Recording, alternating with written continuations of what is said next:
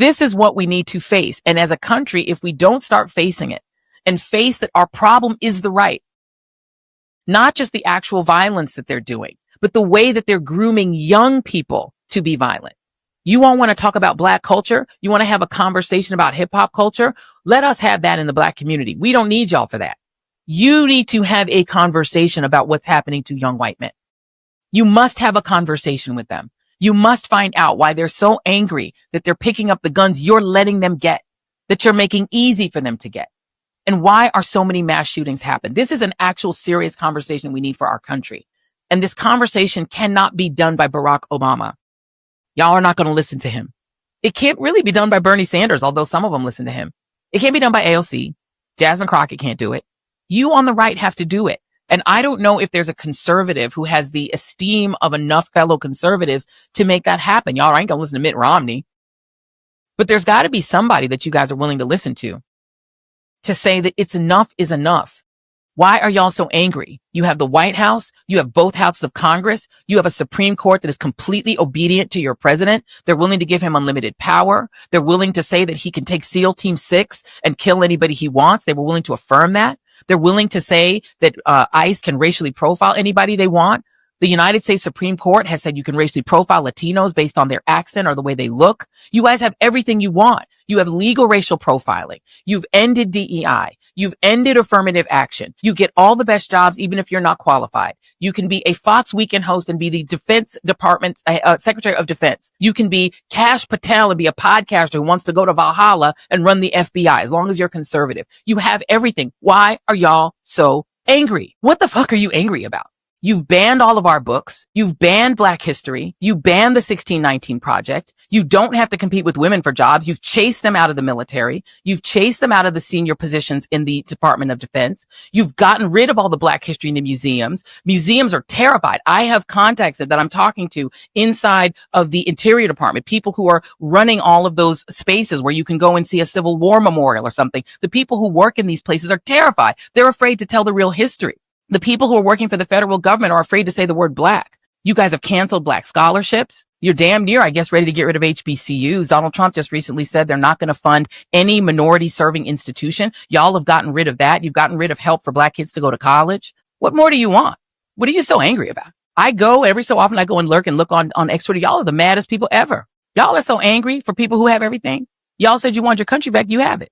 The rest of us are sitting back and trying to keep our peace and preserve our peace while you all are running the country. We actually have to talk about this because I went to bed Wednesday night physically ill. I had just witnessed a horrific crime really against my will. That's how the internet works. And before any of us had any idea of what actually happened, because of reckless assumptions made by the president with no evidence, no motive, and no suspect, I was being told it was my fault, that I was a monster who was part of this. Before I fell asleep, I went around my house and I double-checked every door and every window because every single content creator I know had every inbox they owned flooded with threats because the president told millions of grieving Americans that it was our fault. And a lot of those people made videos calling for us to be attacked. I slept maybe 4 hours on Wednesday night. I woke up at 4:30 in the morning on Thursday with my ears ringing. My adrenaline was boiling and my heart was in my throat. And I was asking myself questions like, what if Donald Trump tries to declare the Democratic Party a terrorist organization? What if he signs an executive order that says every Democrat needs to be arrested? Then Friday morning, he goes on Fox and Friends and says they have to beat the hell out of Democrats right before they arrest the guy. And wouldn't you know it, it's a 22-year-old white male from a well-armed MAGA family in a MAGA town in a MAGA state, a non-voter registered to no political party, with his photos all over social media going back to his childhood, and in almost every photo a gun in his hands, because that's what his community values. And like so many members of the millennial and Gen Z generation, he was radicalized by the gaming community, who I can tell you from personal experience are some of the most vile people on the internet. Ooh, woo, what's this? Bella Ciao? Roipers? I have been on the internet since the early 90s, and I had to Google this shit to figure out what the hell he was talking about. This is not my guy. This is not our guy. He is not from my community. He's just another broken young man who felt entitled to more than what the world offered him. And I can guarantee you at no point did this kid watch my videos. At no point did his community give him a genuine chance to learn from progressive thought leaders, from pacifists or hippies or Prius-driving philosophy professors, or the blue-haired vegan baristas in Seattle. I know this because if he was learning from my people, he never would have done this shit, because my people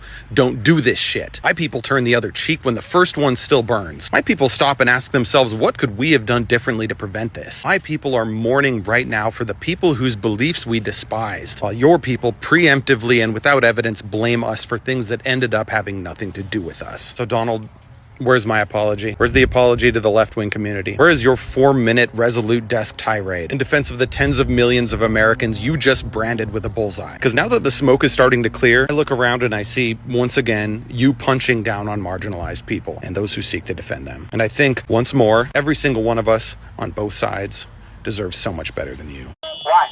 You got assassinated by your own right-wing nut jobs. You got assassinated in the world that he created.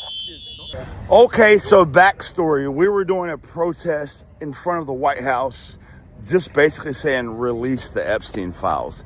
This guy came up and got into the face of the guy you see with the megaphone, and his first words were, keep Charlie Kirk's name out of your mouth. And nobody was saying Charlie Kirk's name. What we were saying was release the Epstein files. So if you correlate pedophiles with Charlie Kirk, that's on you. But to be fair, Charlie Kirk was also calling for the release of the Epstein files. Maybe that's why the Trump administration had him hit. I don't know, just a theory. Anyway, so when I saw him in the face of the other guy, I walked up just to fucking, defend my friend there. And he got in my face and he kept telling me, come on, fat boy. I was like, just touch me. Just make it legal, please. Just make it legal. He wouldn't do that. The shit drug on. I'll show you some footage here. It drug on and drug on. Notice the cross on his shirt. He's a Christian, by the way. He's a super Christian.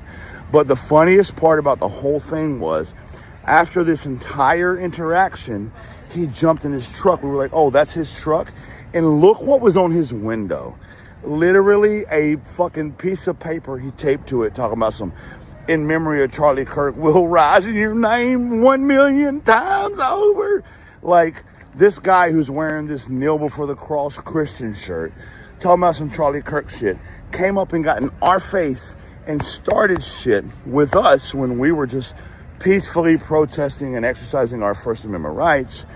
And he kept trying to get me to follow. He's, come on. Which, by the way, I'm not stupid. If you walk away and I follow you, then legally I'm the aggressor. I'm not stupid. If you want to fight me that bad, put hands on me, make it legal. I can claim self-defense. We'll throw down. It's easy, bro. Anyway, the people that are claiming we are the violent fucking ones who are, screaming for violence are the ones coming to us and trying to start violence. You came up on us! You came up on us! You came up on us! We weren't standing on the sidewalk, we were in the park! We were standing in the park! You walked up on us, remember? You walked up on us, remember? You walked up on us, remember? We weren't on the sidewalk! We walked! You walked up on us! We weren't on the sidewalk! Do you feel better? Do you feel better? Do you feel better? Do you feel better? Do you feel better?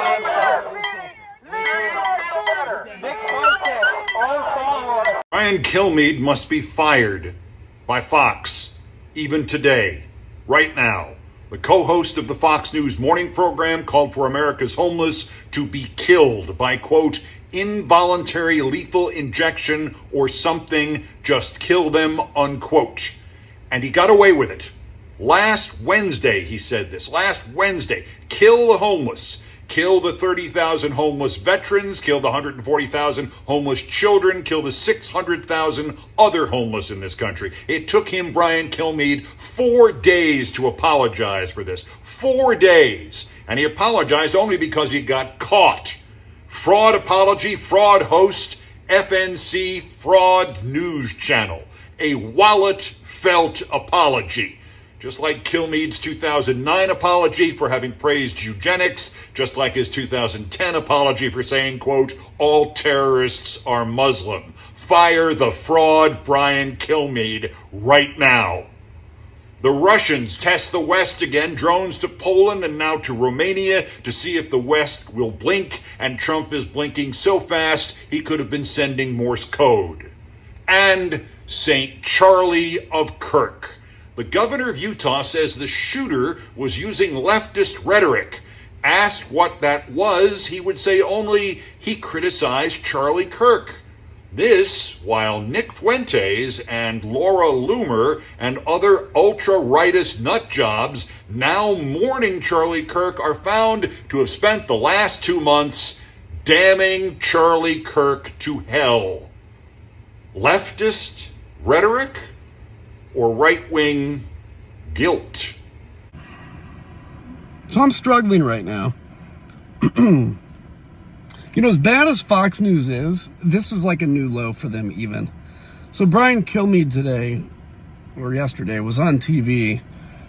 And basically, they were talking about people that need help, homeless people. And one of the gentlemen said, you either accept the help the government's giving you or you're going to be locked up in jail. That's it. And then Kilmeade says, yeah, or involuntary lethal injection. Just kill him. Brian Kilmeade on Fox News to millions of people suggested euthanizing, murdering people less fortunate than him. People with mental health illnesses, maybe veterans, maybe not, but doesn't even matter. Human lives. Like, what has happened in this country between the murder of Charlie Kirk and now a Fox News host calling for euthanizing, killing, murdering the down and out? Like, I just got to say this to Christians out there. If you cheer on what Brian Kilmeade says, I've got to tell you, those are the exact people that he's suggesting killing. Those are the exact people that if Jesus was walking earth today, that he would be hanging out with. Those would be the people that he would have in his company. Jesus wouldn't be going to Fox News and hanging out with all the makeup people with Mar-a-Lago face.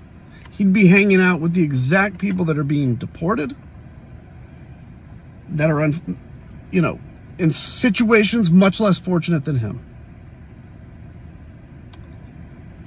I don't know. I don't get it. I don't get it. And if Fox News doesn't fire him, and they won't, they have no right ever to complain again about what anybody says. Just want to say, I'm frustrated. Once again, I'm frustrated by the fact that, and I'm not just talking about governors now, Democrats have not stood up for the fight in a way that I think they should. And well, there's no real lead. I mean, when you look in Washington, there really is a dearth and a vacuum of leadership and ideas. It's, at first it was worrisome. Now it feels pathetic. I don't disagree with you, and I'm screaming every day, and reasoning with people too every day about this. All I can say is it's moving in the right direction. The good news is kind of moving in the right direction. It's just moving at about 15 miles an hour, and it could be going at 100 miles an hour. So I'm frustrated. Here's the next thing that I think we all should be paying attention to. Right. Are they going to shut down the government or not? Are Democrats simply going to go along with the big, beautiful bill and the budget that's associated? Or are they going to stand up and fight? And I think that's a decision that's going to get made in Washington. But boy, I think we all should be advising them about what they should do. Right. And if I could, a piece of advice for your attorneys general, be creative, because that's how we got in this situation. And I think what the Republicans don't understand right now is Donald Trump is also leaving a roadmap for the next leader that might not be a part of their party. That's right. And that, the government doesn't only spend money on things blue states want. They spend them on things that red states want as well. And if you think if the new normal is vindictiveness and unitary power and a Supreme Court that allows the executive this kind of a leeway, don't think it won't be used the other way. Exactly. What about, the example I'll give is if you allow the president to use the military to impose his will on states, well, how about in the reverse situation, some Democrat, wants to impose their will using the military by taking your guns away? Sure. And, there might be people who are in favor of doing something like that, but should that be constitutional, allowed? Should the Supreme Court go along with that? No, none of us should be okay with that sort of thing. While the federal government fails and falls apart under Trump's watch when it comes to public health, individual states are now starting to take matters into their own hands as best they can. They're picking up the slack in terms of the governance on this issue. In Illinois, Governor J.B. Pritzker's health department is reportedly exploring the possibility of bulk purchasing COVID-19 vaccines straight from manufacturers. The New Republic's Greg Sargent reports that a coalition of states led by Massachusetts Governor Maura Healey is planning to coordinate on the purchase and distribution of pediatric vaccines should the federal government restrict access to them. Massachusetts is also requiring, as a state, they're requiring that health insurers cover vaccines recommended by the state, regardless of what Kennedy's corrupted CDC recommends. On the West Coast, Oregon, California, Washington, and now Hawaii have formed a public health alliance on the West Coast to provide vaccine guidance, given the Trump administration dismantling the elements of the CDC that responsibly used to do that. The governors of those states argue that the CDC has, quote, become a political tool that increasingly peddles ideology instead of science, ideology that will lead to severe health consequences. We will not allow the people of our states to be put at risk. A growing number of democratically led states, blue states, are taking action because they need to. And it's not just the West Coast. It's not just Illinois and Massachusetts, also New York. Also now today, blue state, Minnesota, Governor Tim Walz signing an order to help people in his state get the COVID vaccine. All these action in all these states will have a tangible effect on the lives of people who live in blue states. Blue states are forming coalitions. They are each doing what they can to start governing on public health as the Trump administration stops. How much can blue states do on their own? And what type of dynamic does this create in the country when we have red state science and blue state science and infectious and communicable diseases in the middle of it? You may have heard something about Trump trying to take over the Federal Reserve. Well, if you care about lower prices, this matters to you. So let's break it down. The Federal Reserve is America's central bank that helps safeguard our economy. Its leaders are supposed to be independent from the president. That's because the Fed's leaders need to listen to data when they make big decisions about our economy, like what our interest rates should be. But when a president takes over control of central bank, then the Fed makes its decisions based on what the president wants rather than the data, and costs go up for everyone. Mortgages, credit card interest, student loan payments, you name it. How do we know this? We've seen it all around the world, in places like Turkey and Argentina.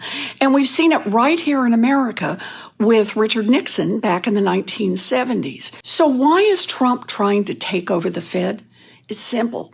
He promised to lower costs on day one, but he hasn't lowered costs. Costs aren't down, they're up. So he's looking for someone to blame. He's been threatening the Fed chair, attempting to illegally fire the Fed board members, and now by trying to install his White House chief economist onto the board. The problem is, this guy he's trying to install is a Trump puppet. In his Senate confirmation hearing, he couldn't even say the words, Donald Trump lost the 2020 election. And now he's refusing to resign from his current White House job, meaning he intends to serve as the president's chief economist and as a supposedly independent governor at the Fed, both at the same time. Now, does that sound like someone who's willing to take data seriously and make tough decisions about interest rates, even if it upsets the president? Does that sound like it to you? But Senate Republicans are still pushing him through. And it will be our economy and American families who will pay the price with higher costs. Have you asked to start revoking the visas of the foreigners who have celebrated Charlie Kirk's death? No, we haven't, but we are looking at names. We don't like that. That's not right. We wouldn't celebrate if something happened on their side, and we don't. These are sick people. Stand up to crazy Nancy Pelosi, who ruined San Francisco. How's her husband doing, by the way? Anybody know?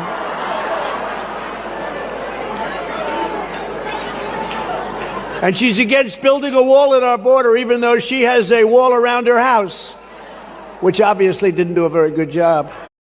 It's time for the Trucker John Livestream. Gonna be a good time. Oh yeah. The Trucker John Livestream. Come along for a good time. It's a good time, good time, good time, good time. Trucker John Livestream. It's gonna be a good time. Gonna be the time of your life. Gonna talk some shit. Hush your mouth. Gonna talk a little smack. Gonna talk whatever comes of it. You're gonna always wanna come back. Well, yeah, it's the Trucker John Livestream. He's the biggest, baddest, funniest mother you've ever seen. Watch your mouth, he's headed south. Not even sure what that means, but if it's one thing I know, the Trucker John Livestream is the best thing you've ever seen.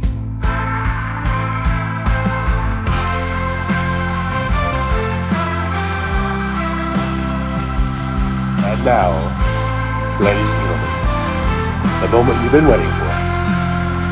Trucker John.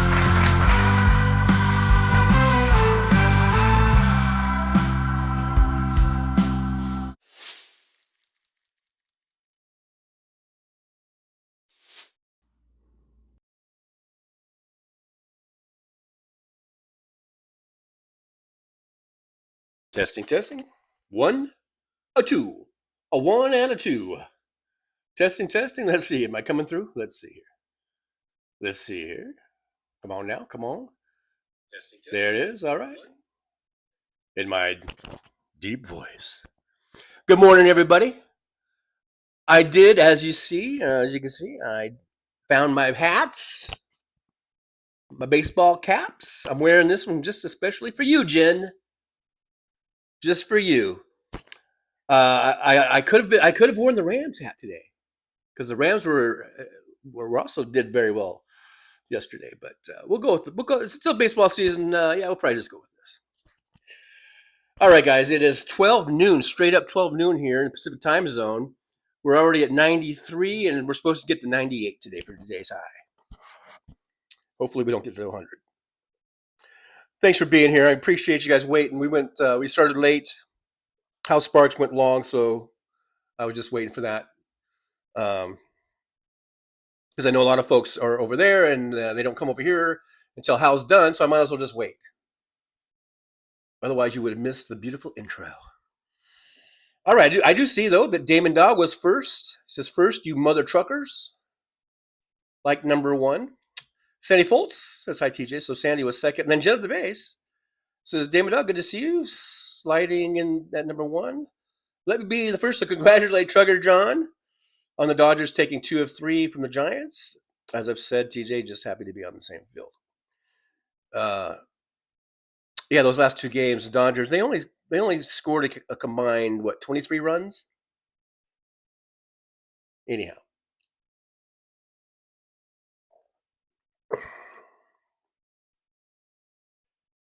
Thanks for being here, Jen. I do appreciate you. Paul Burrows is here. Says just got back from delivering buffalo jerky. $100 a pound. Make $500 this morning. Got to create my own income. Wow. Yeah. That was at 10 minutes. That was at 9:50 Pacific time zone, I believe. We got AM here. Hey, AM, good to see you. Lynn is here. Hello, Lynn. Good to see you. Thanks for coming on in to the old driver's lounge. We got William's here. Hey, William. Hello to you. Good to see you. Thanks for being here. Michael McAndrews is here. Oh, you know what? I forgot to do this. I forgot to do something.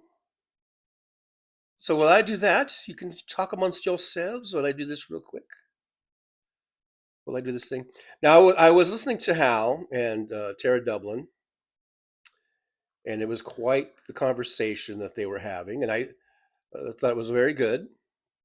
I understand Tara, being upset and afraid and everything else, and I also agree with Hal about maybe we shouldn't be so eager to just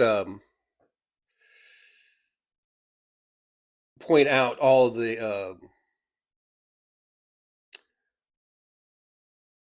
sort of hypocrisies going on about how the right is like they want to deify this guy, and I've been saying that. I mean, I've been one of the ones posting, all this shit that Charlie Kirk said to point out that hypocrisy. But like Hal says, there's plenty of time to do that, and maybe we should concern ourselves more with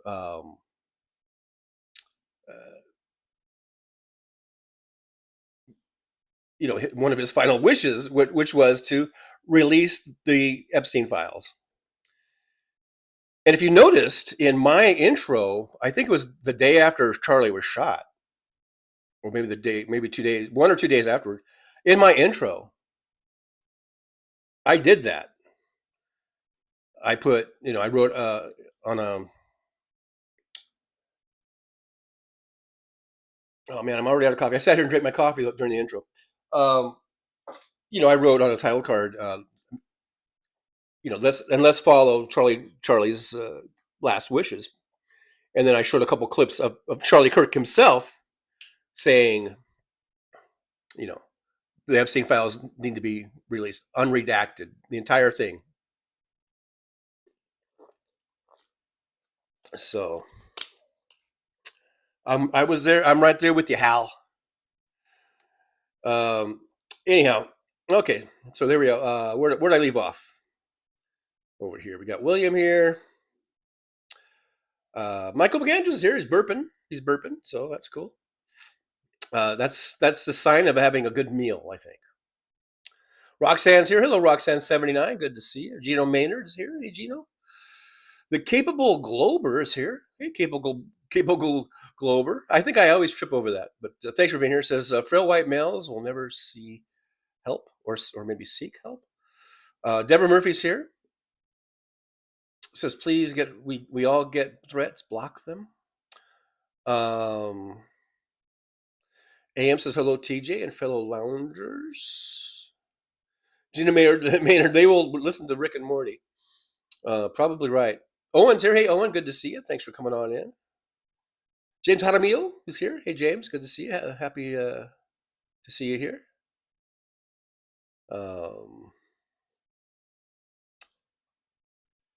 Lynn says that Patel said on Fox that they found a destroyed note from the shooter claiming he was a leftist.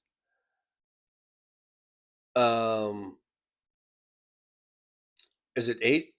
I don't know what this is. Agin notice? Or anyhow, notice the word destroyed. Have no idea how the FBI undestroyed it.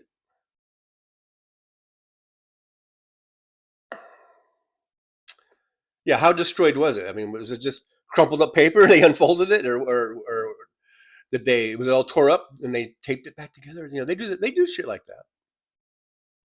Aaron West is here. Hey, Aaron, good to see you. Hello, I'm on it with I'm on with IT. Be back soon. Alrighty, take care of that. I hope that whatever that issue is, I hope you get that straightened out. Owen says that's what I asked coworkers last week. You got what you wanted. Why are you still angry? Yeah, the whole Joy Reid thing. I really like that. I found that, and I really love what Joy was saying, and that's what I've been saying too. Sometimes we get these trolls in here and they start bitching and complaining, and I'm like, bro, why are you so fucking angry? Your side won. I've been saying that all along. You've got everything. You've got the House. You've got the Senate. You've got the White House. You've got SCOTUS. You've got everything you fucking want. and you're getting all the shit. Project 2025 is halfway completed. You're getting all your shit. I guess they won't be happy until, I guess, everyone is either converts to their way of thinking, and becomes a right-wing shitbag like them, or they get shipped out of the country or terminated, eliminated in some way. I guess that's the only way they'll be happy. It's not that they have, all the branches of government and everything in their favor and operating for them, doing the things that they supposedly want. They won't be happy until we're all dead or gone, shipped out, put in prison, put into a camp. That's what they want. So I just figured out the answer to Joy's question when she's asking, what do you want? That's what they want. They want us all to either be dead or locked up or shipped out to another country. Mad Max here, Slava Ukraini. Right back at you. Sandy Foles says, TJ, Josh Allen had a broken nose, but it did not stop him from playing. What a man. I didn't know he had a broken nose, by the way. But that was a hell of a game they had. Man, has it already been a week since the hell of a game? The comeback game. Yeah, that's already over a week ago, huh? So I didn't even see today's or yesterday's game for Buffalo. I watched the Rams game, and I watched the Minnesota game with Atlanta. That was kind of boring. Then I watched Red Zone between the Rams game and the night game. I was watching Red Zone, and plus while I was doing that, I was playing games and stuff. So I don't even remember the Buffalo game from yesterday. I don't even know who they played.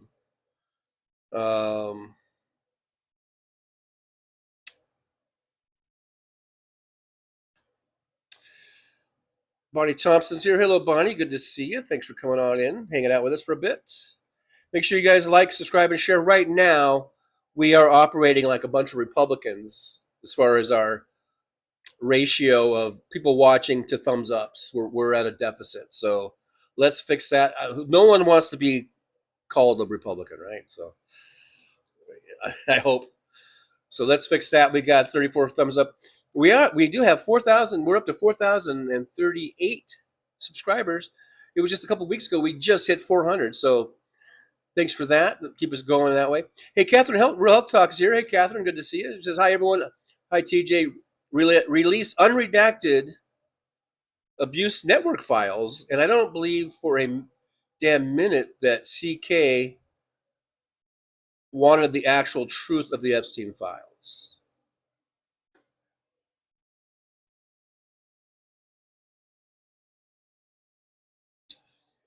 I don't know. He said it quite a few times. I think he was saying that on his shows and stuff. Roger Dodgers here. Hey, Roger, good to see you. Richard, the expat from down under, is watching there in Australia at 4:45 a.m., bright and early. Bright and early.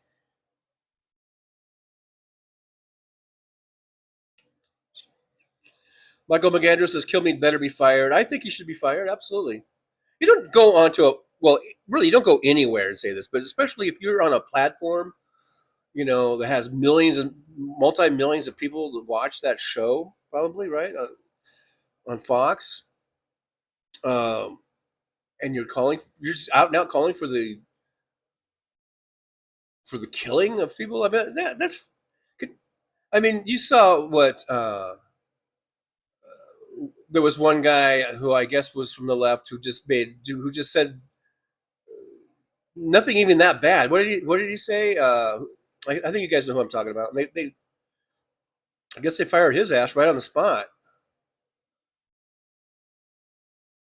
But whatever he said, it was way less, awful than what Kilmeade said.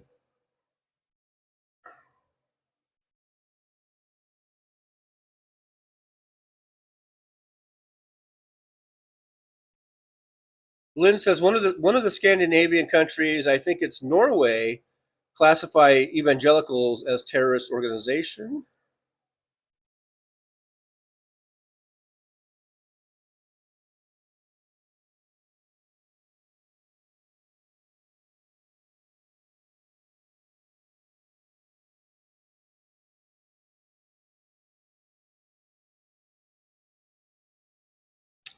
DPD 5844 is here. Hey, DPD, good to see you. DPD 5844 says that everyone in Portland, Maine, voted for Graham Plattner. Is it Plattner? There's kind of a smudge right here. Let me see if I can get this smudge off of there. Yeah, it is Plattner. He's running for U.S. Senate. He's running against the Collins. Is that what they call Susan Collins? The Collins? Well, I hope he wins. Susan Collins has been there a long, long time. So to unseat her and actually be able to flip that seat would be that'd be a huge get, a huge sign. Hey, Robert Perez is here from down San Diego way. Good to see you, Robert. Thanks for coming on in. Robert says, howdy, Trucker John, and all the lovely trucklers out and about. I don't know what's going on with my hair. It's sort of like sticking out. It's sticking out. Pump Rolls is back. Thanks for coming back.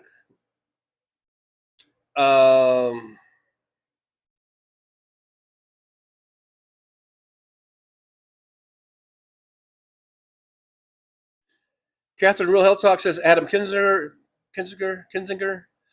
whatever his name is, used to be in Illinois. Then he moved to Texas. He's still a Republican. Too bad. Yeah, that's why I usually don't post, because I do see a lot of his stuff, and I usually don't post them because I'm not too crazy about him or Liz Cheney, even though I applauded them for the way they stood up against Trump for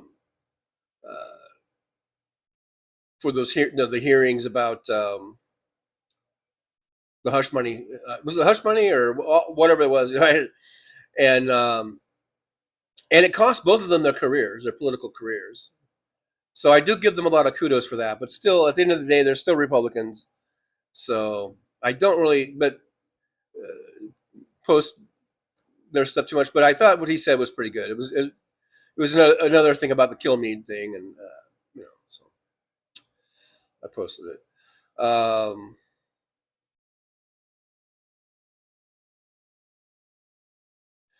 Bonnie Thompson's here. Hey, Bonnie, good to see you. Bonnie says, Charlie Kirk is the excuse they've been looking for to go off. It's literally insane. Average Americans are getting enraged because the media they listen to told them to.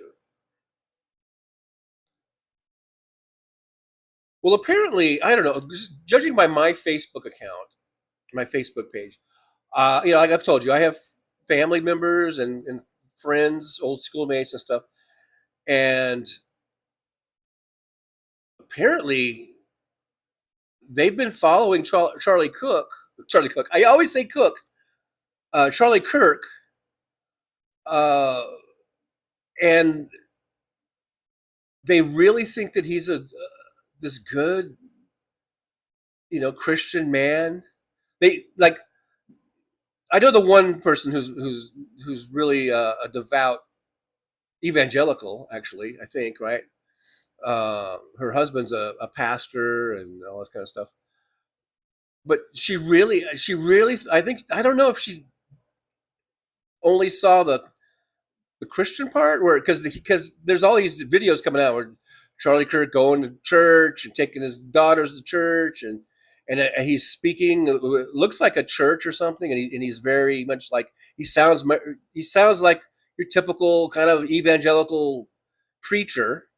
Charlie Kirk does in these videos that she's posting, and I'm wondering, like, is that all that they see? Like, is him like going to church and and these sort of select, very, very select things that he says, that it doesn't sound anything like, not that I agree with the church or whatever, but it doesn't sound really like, out of line or horrible. But did she not see all the stuff that he said at other things, either on his show or at, like, I guess, like CPAC or other Republican gatherings, where he would actually say, like, gay people should be put to death, or I think he said something like that, right? And all the things he said, that all the racist things he said about black people and DEI, that they're inferior and all this kind of stuff. Did she not see that? Did she only see the part where he was in church and saying how much he loves Christ or something? And they really gobble that shit up. They love it. They love to see,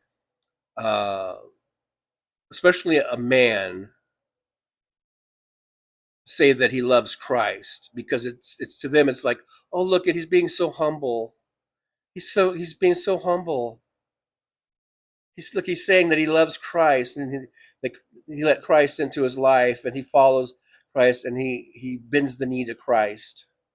He's so humble. Oh, that's what they're seeing, but they're not seeing the part where he's saying some really awful things about fellow human beings, things that Jesus Christ would never ever fucking say about other people, and about how you're supposed to treat other people. I have another person who's a relative who I had no idea would even knew who Charlie Kirk was. Apparently, this person was a big fan of Charlie Kirk, and this person is very, very upset because their child. This person has 2 children, and they're both gay. I'm trying to be careful. I don't want to get. I don't know. I don't want to piss people off. I don't want to piss my family off, but and they're both gay, right? And apparently, when Charlie Kirk died, one of my relatives' kids, I guess they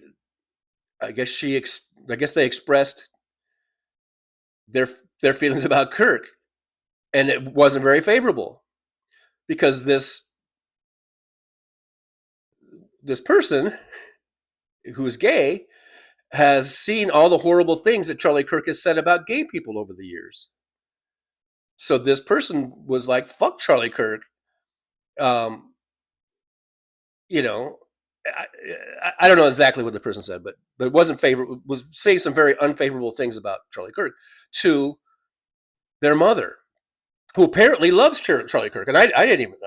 I've been watching this person post things for years, and I don't think I remember this person ever posting anything about Charlie Kirk.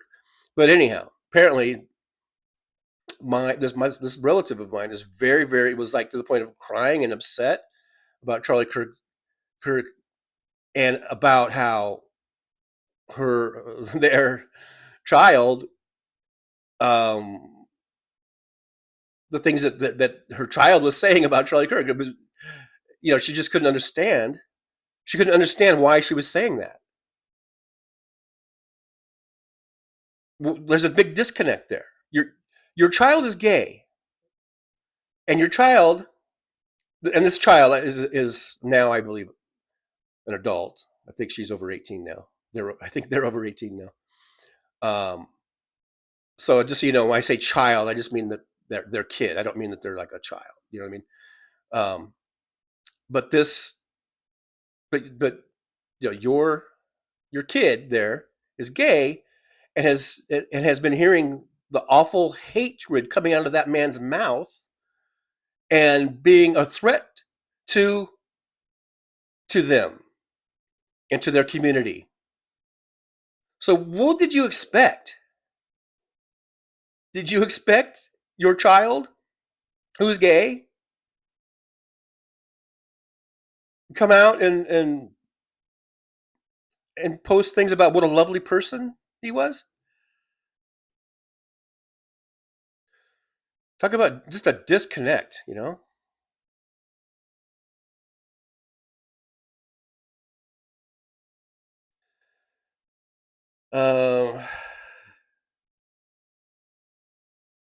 Yeah, Catherine Real Talk says Jon Stewart and J.B. Pritzker. Wow. I don't usually post stuff with Jon Stewart because whenever I used to really like the guy, but for some reason when I guess I really hold a grudge against him the way he was bashing Biden in the 2024 campaign last year.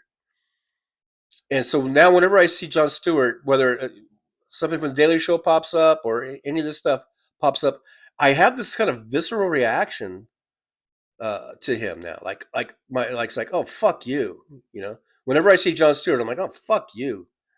So I don't usually post anything with him, but I did like what Pritzker was saying, and I like Pritzker. So I went ahead and did it. I went ahead and held my nose, and I posted that one.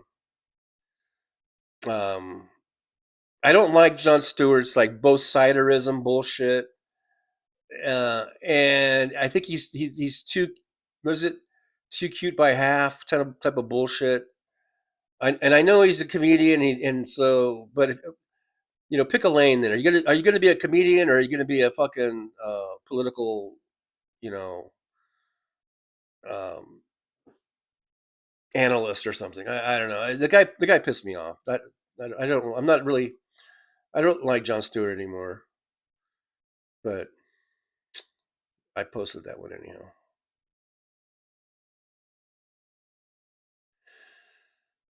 Barty Thompson says it seems like more people would be upset than the federal government is actively trying to kill us.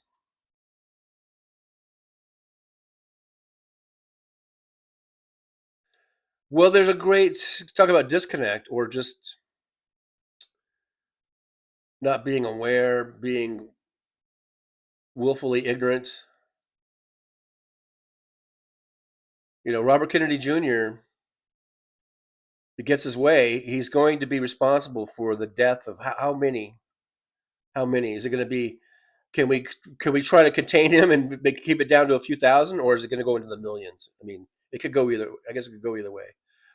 But I would tend, the way things are going, I would say it's going to be a higher number than just a few thousand.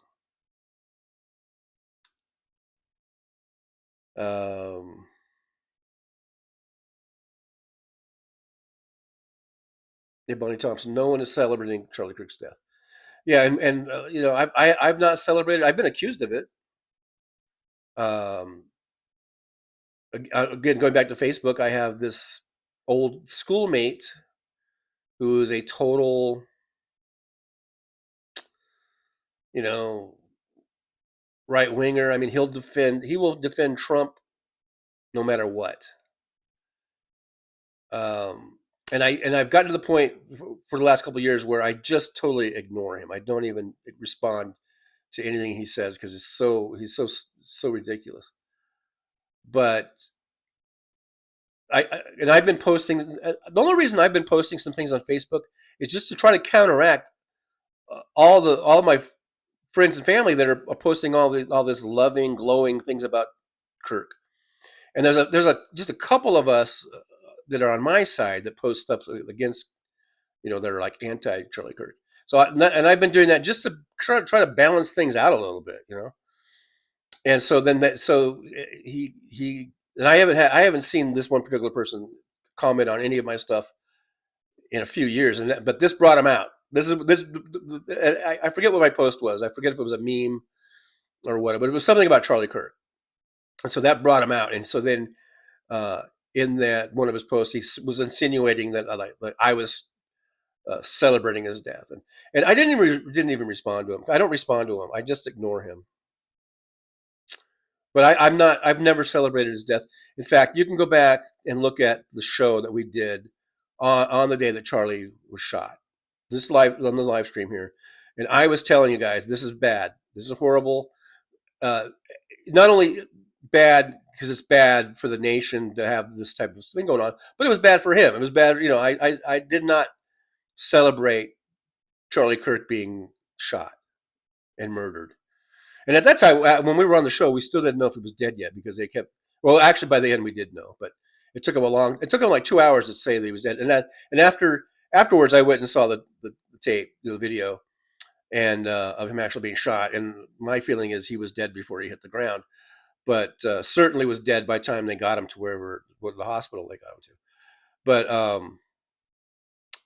not once did I celebrate it. Not once did I go yippee or anything like that. I was saying this is bad. It's bad, like vigilantism or just murdering people in general is bad, but also it was bad for for Charlie Cook. Why do I always say Charlie Cook? Who the do you guys know what Charlie Cook? Is there someone famous named Charlie Cook? Why do I keep saying Charlie Cook? Anyhow, Charlie Kirk. I said right there on the live stream that I don't agree with the guy, and I think I've always thought the guy was an asshole and a piece of shit, but I certainly don't believe that he deserves to be fucking murdered. And I said that from the get-go. But people like this Facebook friend of mine are going to tell me that I'm celebrating his death, and I'm not. I'm not celebrating his death. I think it's horrible. And I've said that from the very get-go.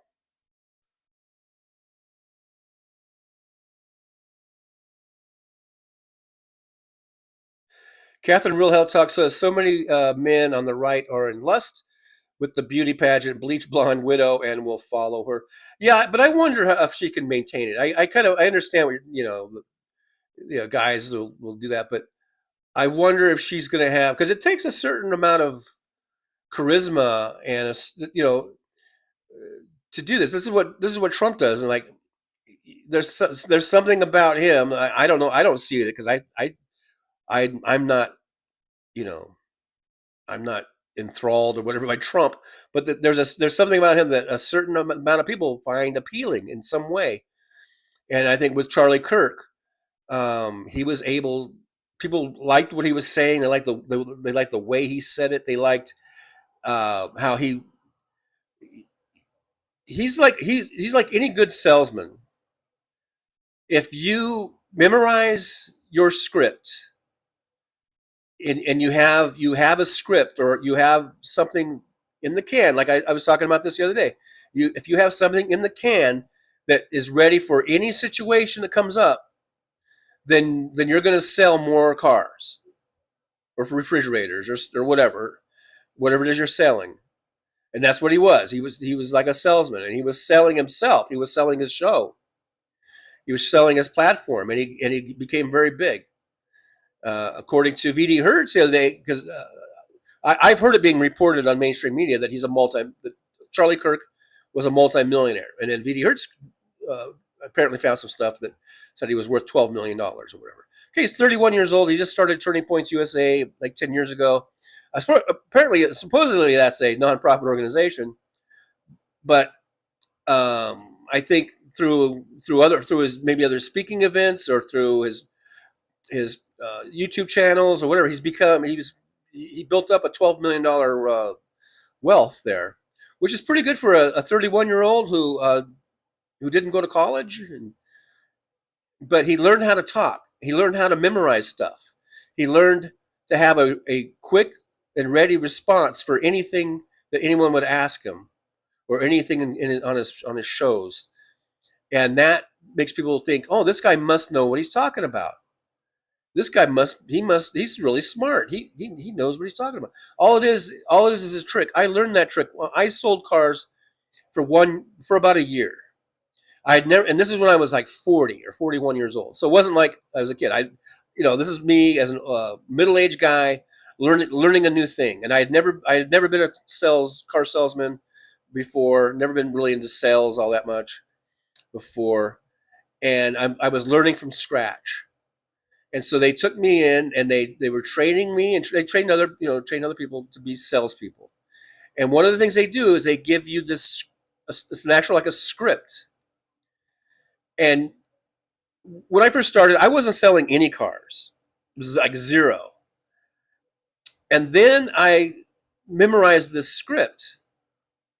And it's basically like, if we can get the price of the car, would you take the car away today? Or, you know, I don't remember. There's a certain things, certain responses. If someone says something that you're supposed to just come up with it.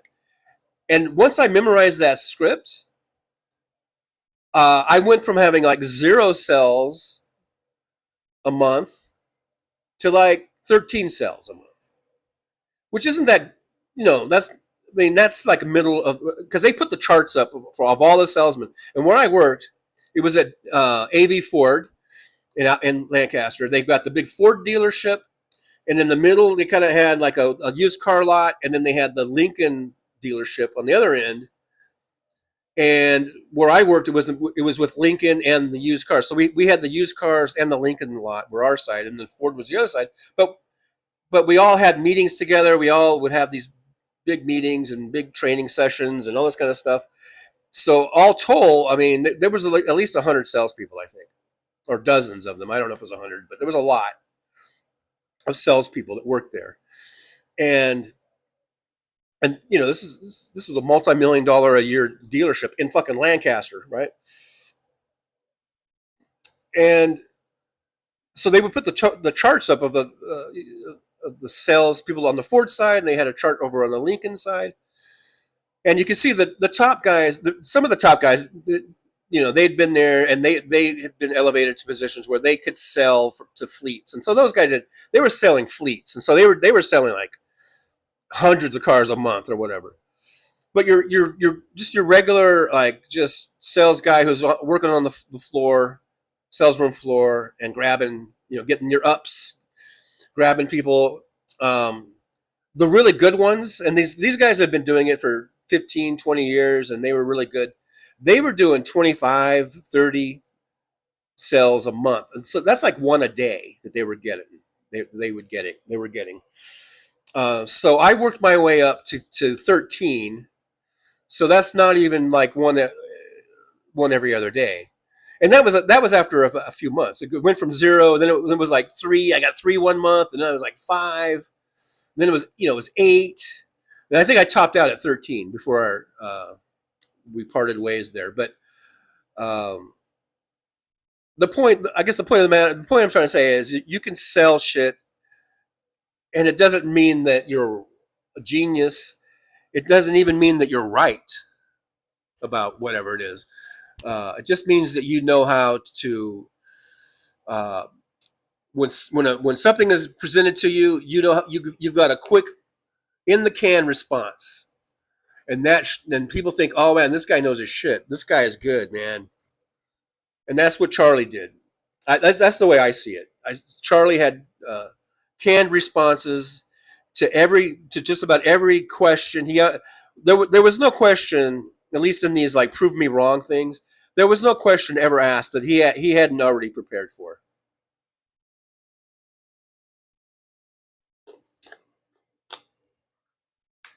I don't know how I got in that tangent or on that thread of conversation. I guess it was with Catherine about the thing. So so the wife is going to take over. We saw the video. I saw the video the other day. She's like, oh, you don't know what you've unleashed. I don't know. She kind of cracked me up. But yeah, she's going to try to keep the thing going. Oh, look at Notorious DRG in 99. So thank yippee, Notorious DRG. I do appreciate you. Notorious DRG says, after you ate the dandelions, I wanted to try dandelion greens like they are during the Great Depression, or like they ate during the Great Depression. And my husband, being awful at yard work, I had plenty, laughing out loud, sauteed with onions and garlic. Yummy. Yeah, you know, the ones that I had, I just sort of cooked them in some cooking oil and put salt and pepper on them, and they weren't bad. But thank you, Notorious. Yippee, another yippee going out to you. I do appreciate you. But yeah, the thing about the widow, you know, they have this organization. She wants to keep it going, and she wants to keep the money coming in. So she's going to try. But we'll see if she's able to do it or not. She's going to have to get really good at. I mean, she'll just try to copy whatever Charlie was doing, and you know, she'll probably still have some following. I don't know if she'll have the impact that Charlie ever did. if she'll ever have that impact, but who knows? Let me skip on down a little bit here. Jim Bay says Roxanne 79 just went to the dispensary and back during the TJ intro. 14 grams super ruckus. Thank you very much. Did we really need to know that about your pot habits? Jen, was that really something we needed in the chat? I shouldn't. I'm only kidding around. I should not. I am kidding around. I shouldn't do that because other people will misconstrue that as us being confrontational or something. And so I'm sorry. I shouldn't have even done that. I was just goofing around. I'm just kidding. Hey, there's Raymer Biggs. Raymer Biggs? Thanks for being here, by the way. I don't think I've ever seen you here before, so thanks. Welcome to the Driver's Lounge. He says he made his money, I guess, off his hate. Yeah, he stoked the fires. He got people that connected with that message. Same way as Trump. Same goddamn thing as Trump. You know? It brought out all the racists, all the bigots, all the misogynists, all these hateful people. That's what Trump has brought out.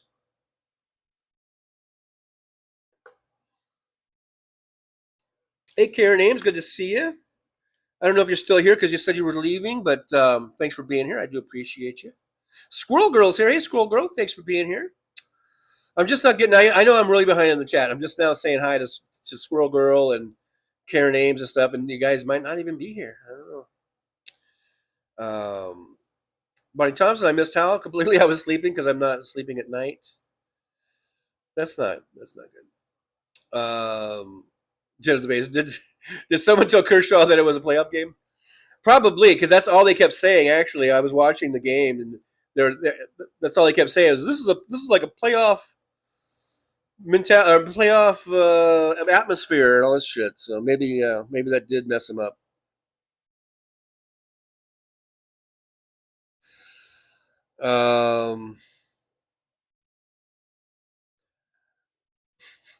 I'm tempted to do something right now, but I don't want to stoke the fires. I don't want to stoke the fires.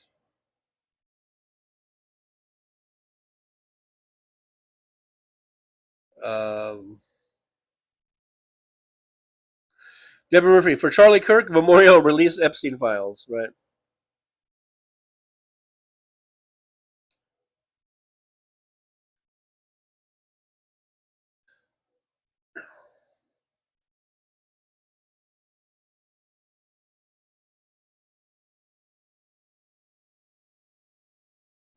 Hey, David Weiss is here from Denver, Colorado. Thank you, David. Thanks for being here. I do appreciate you.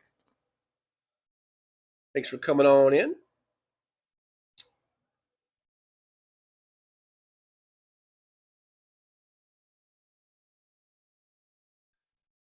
Catherine Real Health Talks. So now that Charlie Kirk is looking from the other side of the veil, do you think he was surprised that he was picked off? He's probably loving the fake worship he's getting. There is no other side of the veil in my there's nothing. I believe that when you die, you're just dead, and there's nothing on the other side.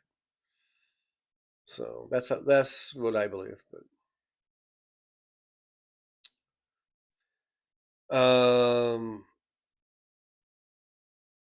I'm not going to read that one. I don't want to stoke the fires.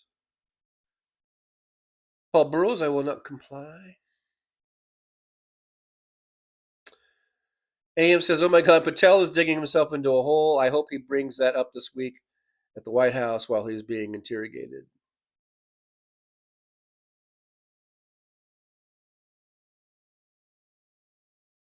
Josh is here. Hey, Josh, good to see you. Josh says, James, I've been arguing with my brother for the past week about this because he makes broad generalizations and groupings and assumptions.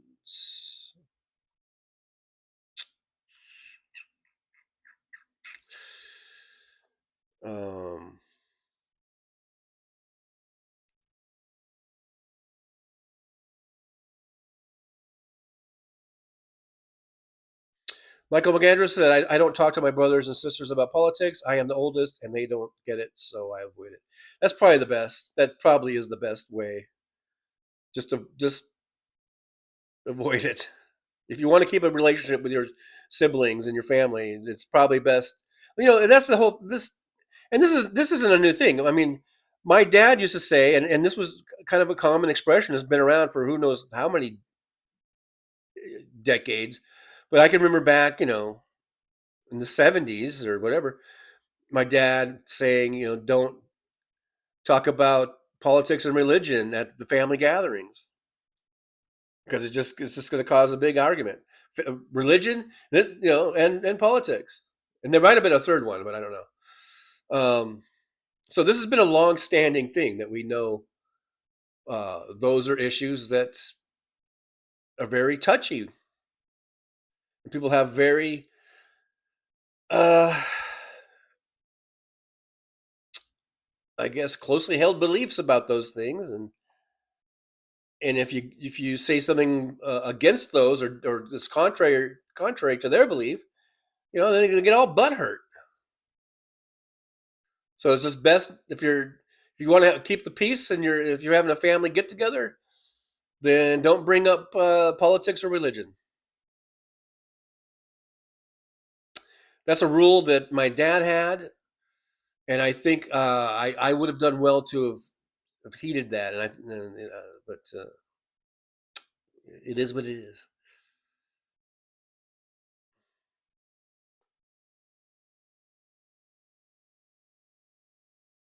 MJ Daniels here from the free state of Washington. Hey, MJ, good to see you. Thanks for coming on in.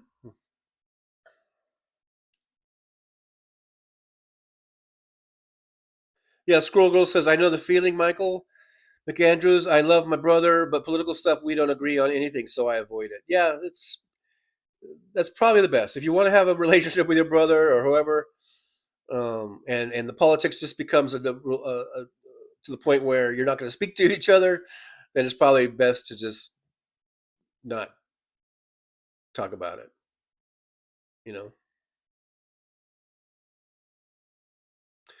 I remember one time, though, this is way back when my brother and I were still speaking, and this is probably back when Obama was president. Probably going way back. I think my dad was still alive, or maybe he had just died. My dad died in 2012, so it was probably back around then. And I remember we had issues because he was anti-Obama, of course, and my brother was, and my brother's been, he's a total, right winger, and I think even then we were kind of at odds with one another, and decided, okay, let's not talk about politics because we're just gonna fight, and argue, not physically fight, but argue and stuff. And I remember my brother's like, okay, so what are we gonna talk about? I'm like, I don't know. Because what are we gonna do? Just sit here and talk about the weather? And I'm like, well, I don't know. We'll figure something out. But then we ended up talking about politics in 2016 when Trump became president, and then that was just kind of all hell broke loose as far as our relationship and everything. So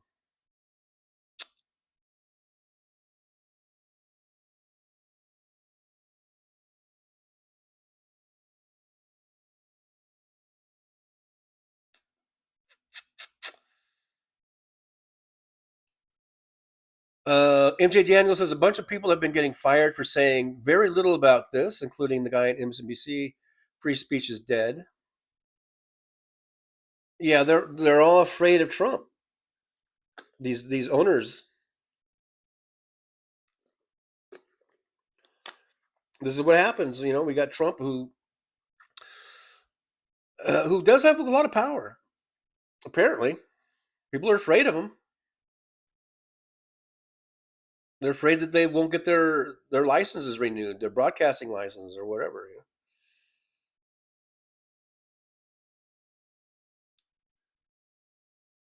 MJ Daniel says, yes, Collins can take her concern and get the fuck out. Hey, there's Jolie. Good to see Jolie. Thanks for coming on in. I appreciate you. So I don't know if Aaron is back. Aaron had an issue with IT. So we might just be at one mod right now. But thanks, Jolie. Appreciate you.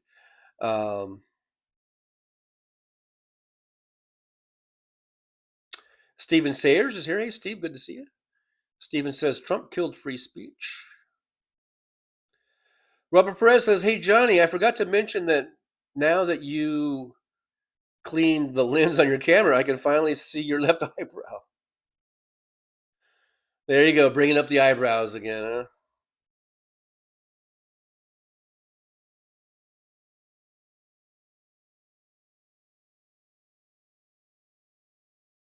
Barney Thompson says, I watched the movie The Thunderbolts, and there's a scene, Bucky has a line that mimics Susan Collins perfectly. I haven't seen The Thunderbolts. I don't think.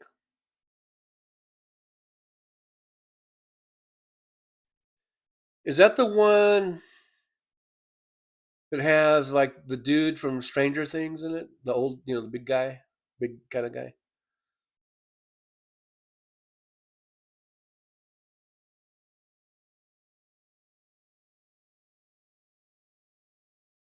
MJ Daniel says, just ask one question. Which of the teachings of Jesus of Nazareth did Kirk most represent? Because the answer to me is none.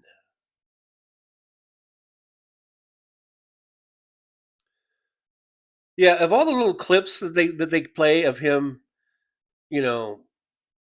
being this good Christian man, it's always just him saying how, he gave his life to Christ, and he believes in Christ, and that he prays or something like that. But it's never him actually, quoting anything that Jesus said, or it's always just because he knows. See, this is part of the salesman thing.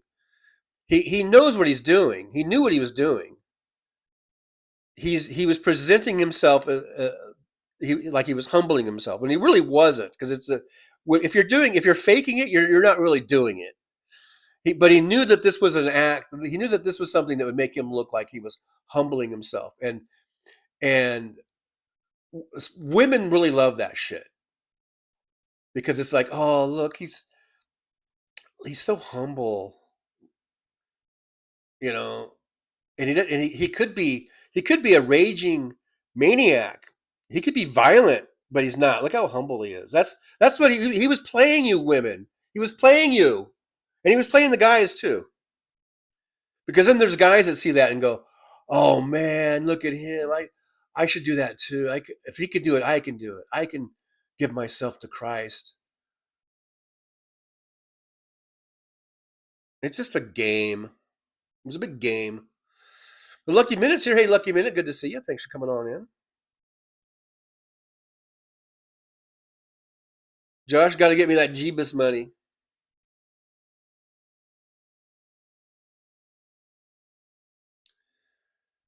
MJ Daniel says, I am no expert, have not been inside a church for a long time, but barefoot and pregnant is not a Christian value to me.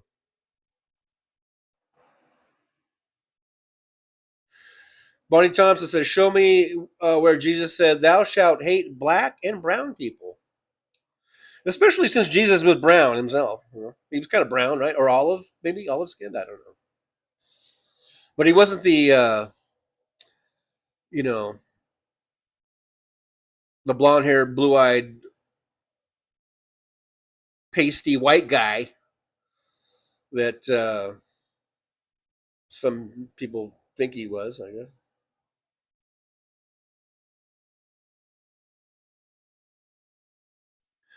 Paul Burrows, I'll treat you the way you treat me. You get what you give. I believe that's Deuteronomy. No, I don't know. Just kidding. Josh says, I only go to church for paying big gigs or funerals and weddings.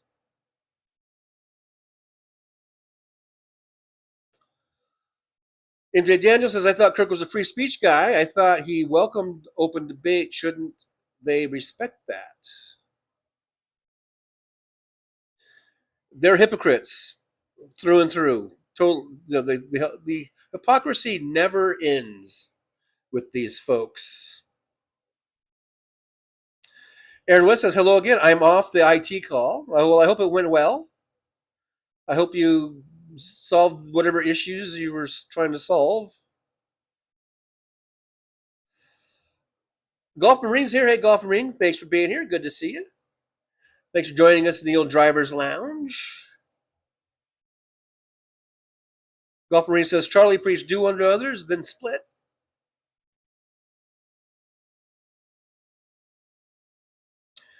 Gino Maynard says, when we needed Jon Stewart most, he retreated to upper state New York to raise goats.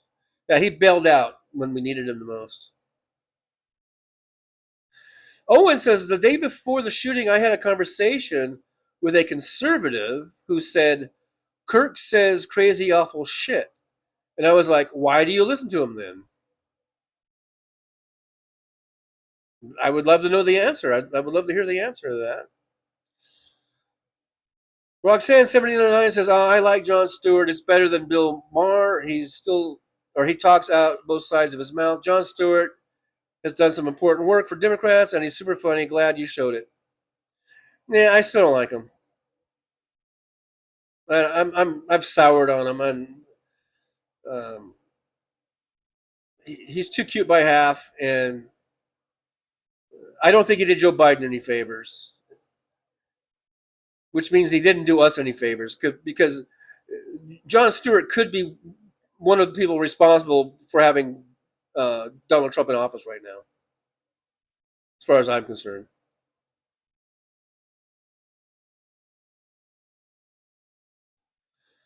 Sandy Foltz, why can't you drop the Charlie Kirk stuff? People are sick of hearing about him. Talk about something else. Yeah, like the Epstein files. Let's talk about that. Let's talk about how Chuck Schumer that brought the bill to the floor to vote on that in the Senate, and every single Democrat voted for it to release the Epstein files. I want to say every Republican voted against it. I think 2 Republicans voted for it. I think, and so it went down in defeat. We could talk about that. That's probably what we should be talking about. We should be talking about the Epstein files.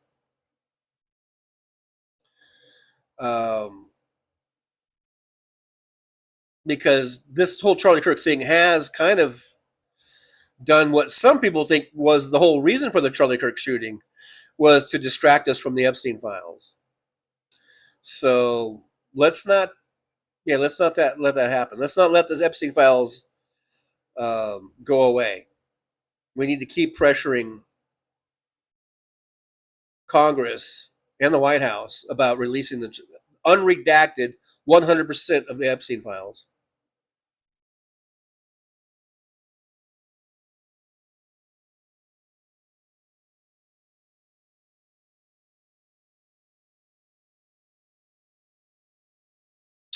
Damon Dog, the big dogs here says, hey folks, been grocery shopping.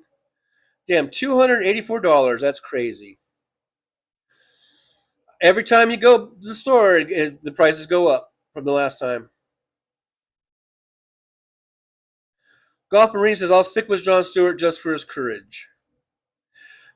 He did say some great things years ago. Now it's been years and years ago, about sticking up for the firefighters and getting them health insurance, because they were dying because of the all the dust they inhaled from when the buildings collapsed and all that shit. I'll agree with you there. That was pretty courageous. But he after that he bailed, and he talked a lot of shit about Biden, I think unfairly, and it was that just sort of piled on and helped get us to where we are today.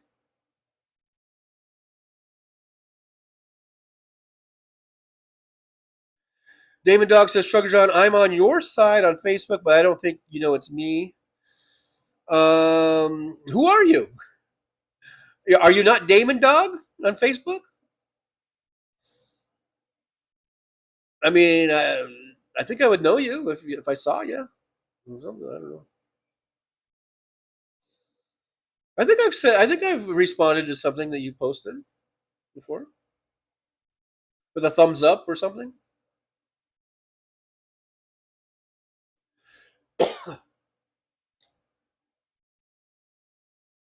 But anyhow, yeah, go next time you're on there. Say howdy. Do a special howdy or something. Maybe I'll say howdy back.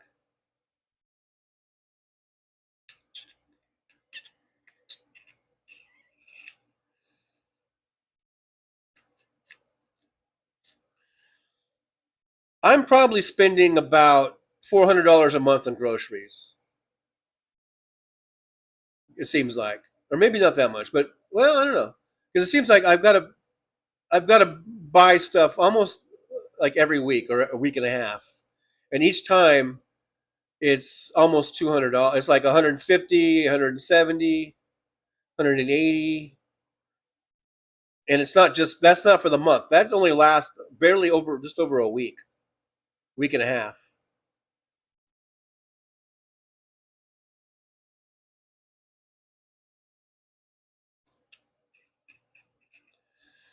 Tim Cook, maybe. I don't know. I keep saying Charlie Cook. I'm not thinking of Tim Cook. Maybe it's just because I'm stupid. I don't know.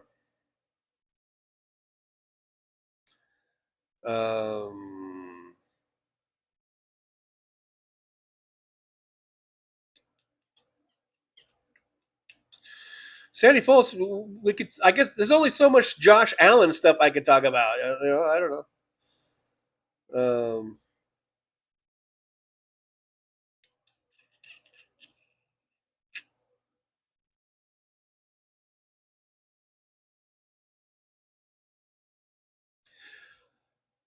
Josh says, I'm still trying to find these people who are supposedly celebrating so I can see for myself and admonish them.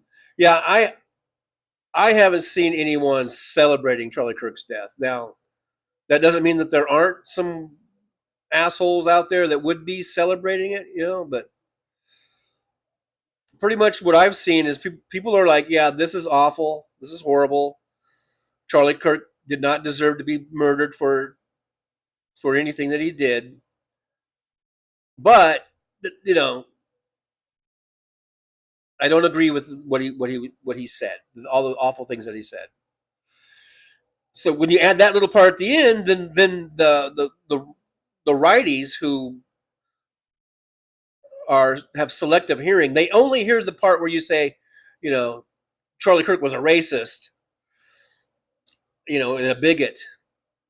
They don't hear the part where you said, hey, look, it's awful what happened to him. He didn't deserve to be killed.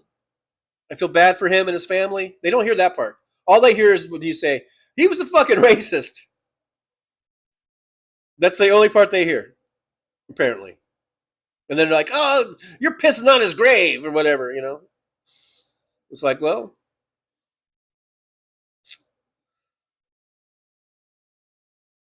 I got better things to do than to go and piss on someone's grave.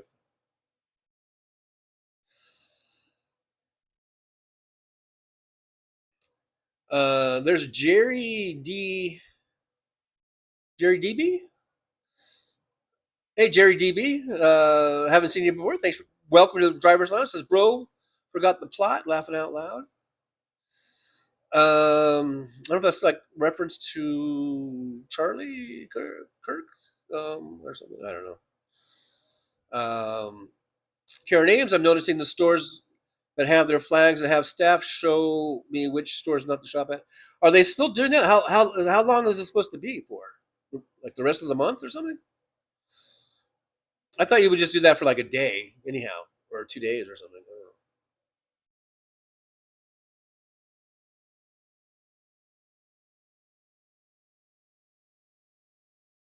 Sandy Foltz says that Kathy Hochul, I guess, is the best New York governor, and I hope she runs again. She probably will. She seems good. She seems like she's probably pretty good, right? She's better than what they had, I think.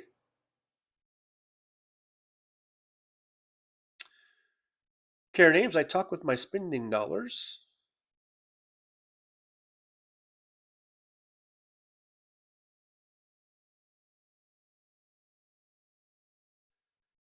Golf Marines says, even here in the comments, I restrained myself from what I feel deep down.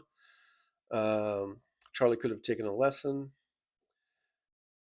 Well, Charlie felt really, I think he felt really, I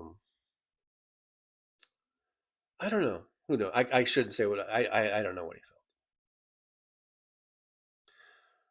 But he did have a security. If you see the videos, like other videos of him doing the, like, prove me wrong thing, you can see the same guy, that same guy that was standing behind him when the day he was shot. That guy,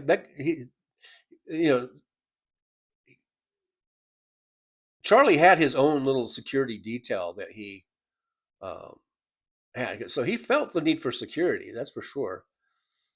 Someone, who was it that brought it up? Was it? It might have been VD Hertz or somebody was saying like they should have used a drone, and I'm just thinking, it seems like such a no-brainer now, but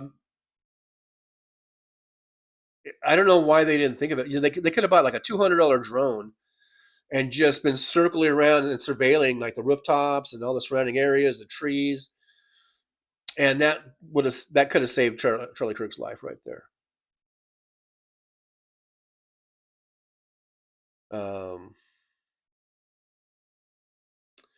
Steven Sayers says, and Kirk's GoFundMe campaign is doing very good, as I hear.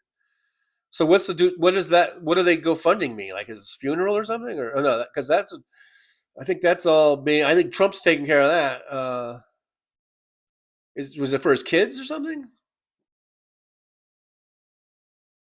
I mean, what is the pretext? I'm sure it's going to just go in the widow's pockets or something. But what's the pretext for their GoFundMe?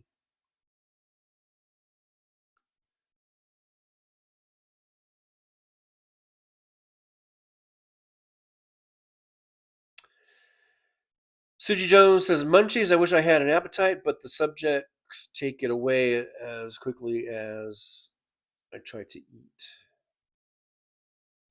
Christina Wiles here. Hey, Christina, good to see you. Thanks for joining us in the old driver's lounge. Josh says, Sandy, I agree with you that Hochul is a good governor, especially compared with recent history. I don't understand why she gets dissed so much. Well, I was kind of going to diss her a little bit. I don't know, about... I watched a video of her. I think it was about ICE or something, and I don't know. It's not worth. I don't even remember what she was saying, but she's good overall. She's good.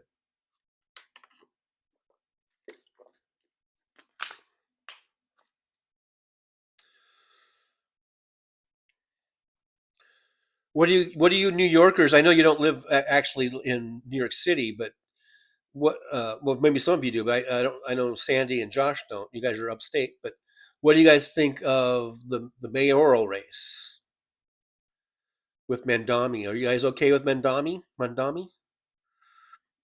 Or do you want to vote back in Cuomo or Curtis Sliwa, the sleazy one?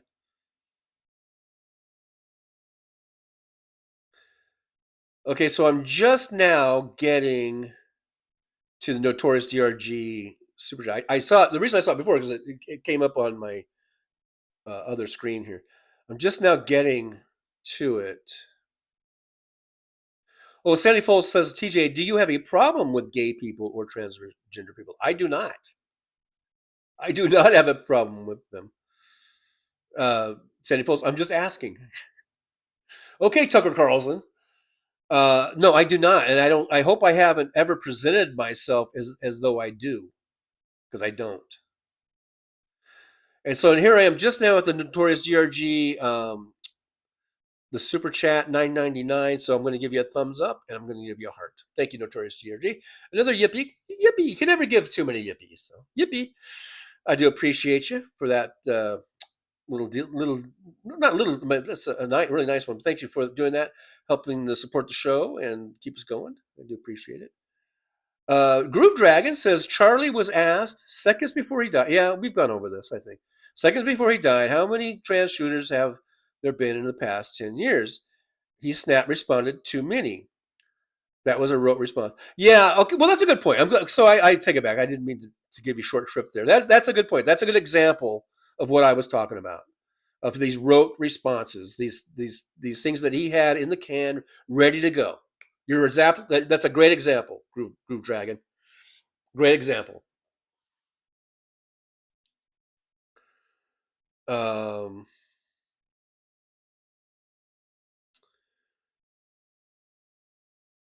Michael McAndrews, it takes 3 weeks for dandelion poison to take effect.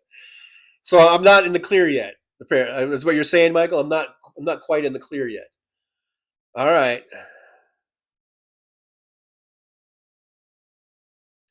Groove Dragon says cults fall apart when the leader dies, but then 10 more pop up in its place. Maybe, I don't know. And then which one will take hold?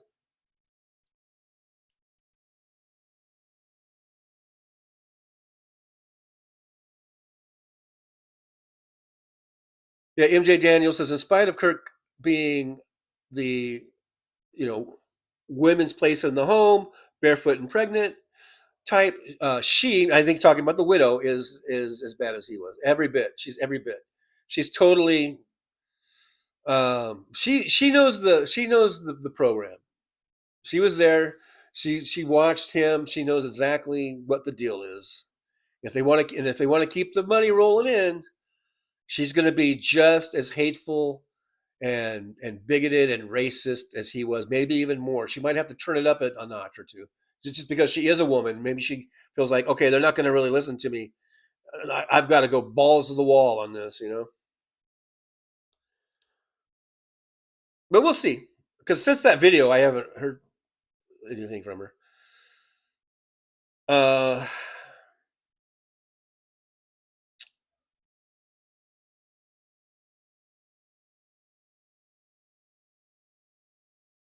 I'm just skipping down.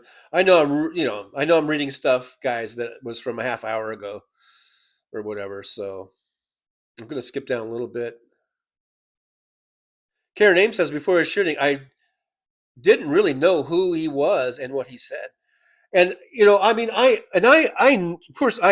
knew who he was, and I had heard some of the things that he said, but I didn't really watch him all that much. It would be mainly clips, maybe that Hal Sparks would play, or just the occasional thing that would show up in one of the platforms here and there. But I never watched his show or listened to his show, but I certainly knew who Charlie Kirk was, and a lot of the clips that I've been seeing are ones that I had seen before, that he was sort of famous for,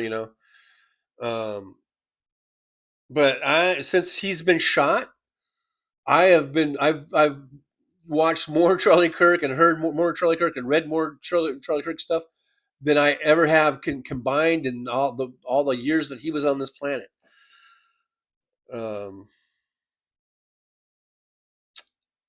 So it really has raised his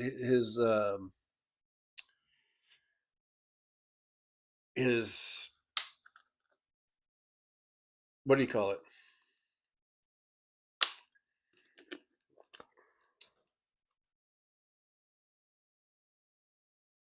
Karen Ames says, hi, Trucker John. I'm in the car, riding and watching.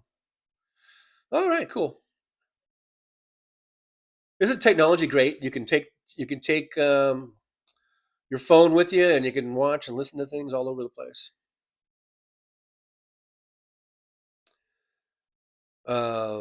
Why would you say that, Gulf Marine? Why would you say that LA hat is looking a little raggedy today? Why would you say that? We just took 2 out of 3 from your Giants. We just scored 23 runs combined in the last 2 games. Why would you say that?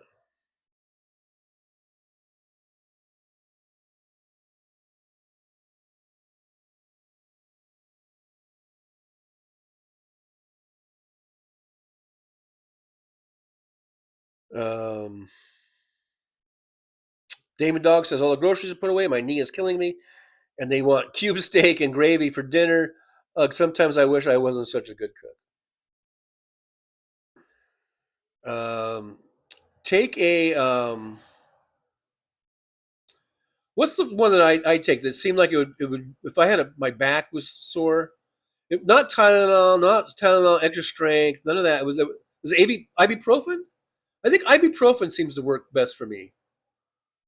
If I have a knee ache or a back ache,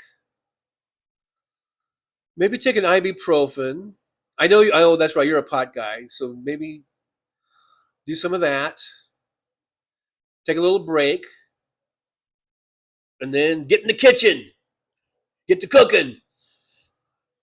Got mouths to feed.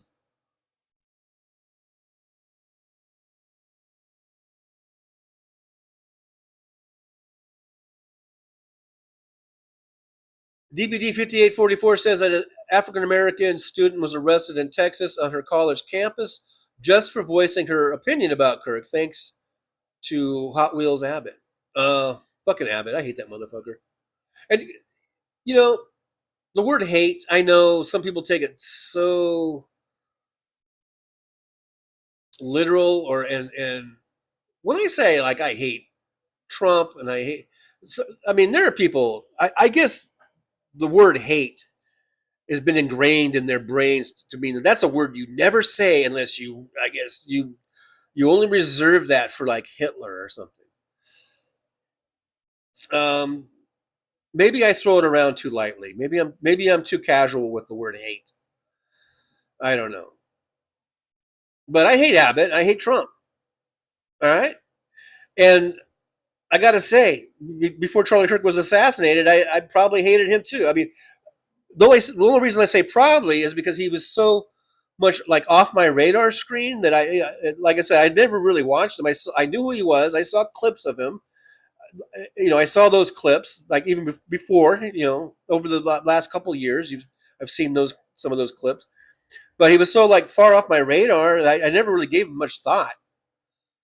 But I hate what he said. I hate what he stood for. But, and I guess I'm going on this tangent about the word hate because it just fascinates me sometimes how people will grab something that you say, like the word hate, and then it's like, that's a sin to hate, or you're not supposed to hate, or I don't know. When to me it just means I hate him. It's like it's not. I don't really think it's that big of a deal to just say you hate somebody or hate something. Some people think though, maybe it's biblical. I think there's something in the Bible that says you're not supposed to hate, and there are people who really take that shit to heart. Whereas to me, hate is just a stronger way of saying you don't like somebody. It's just a little bit more than not liking. Or it could be even more. I mean, there are different degrees of hate. By the way, hey, John Glad's here. Glad to see John Glad in the driver's lounge. Thanks for being here. John says, if you cease to exist when you die, nothing matters. No good, no evil. Well, that's one of the reasons I think that religions have been created. Otherwise, you have a mass of people that have nothing to fucking lose or to live for, who are living, shit existences.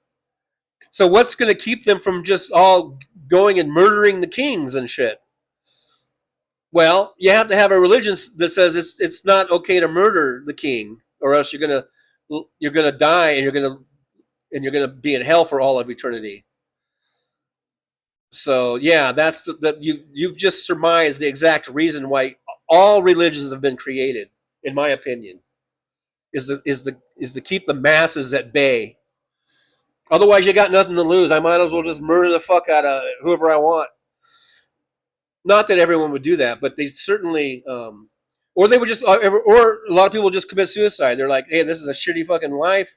I'm not going nowhere. I'm not. There's no ladder for me to climb. And this is going way back before America. I mean, we're going back, throughout time. I'm just sitting out here in the dirt. I got nothing. There's nothing for me to look forward to. My existence is shit, so I'm just going to end it. And of course, the kings and the queens, they don't want everyone committing suicide because who's going to fucking, till their fields and shoot their fowl? They're going to run out of fowlers. If all the fowlers keep committing suicide, who's going to shoot my fowl and prepare my fowl? So yeah, that's why. Yeah, you've surmised it pretty well there. Surmised or whatever.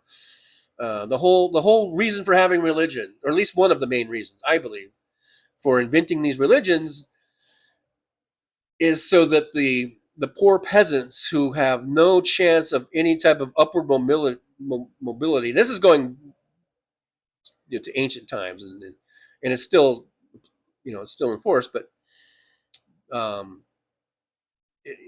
the peasants who have no upward mobility, they need to know that their reward will be in heaven.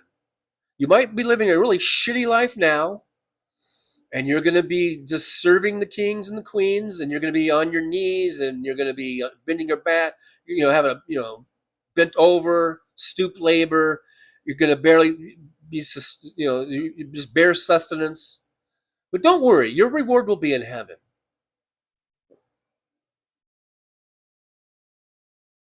And that is why every single religion that was ever created has been created, in my humble opinion.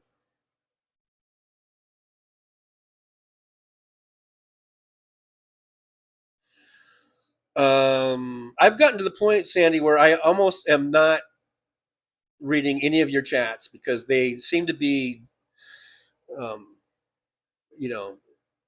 not productive. Just so you know. If you're wondering why I'm skipping over your chats, that's why. MJ Daniel says many of the lunatics called their Reichstag moment, and they believe it. They are just sitting at home, rage watching the Purge movies and stroking their guns. But you know that the Purge movies is about the class warfare, basically. And the real enemy there was the what would be Republicans. If you really look at the movie, it's not just about having a day where you can go out and kill anybody. The movie is about class warfare, upper class versus lower class.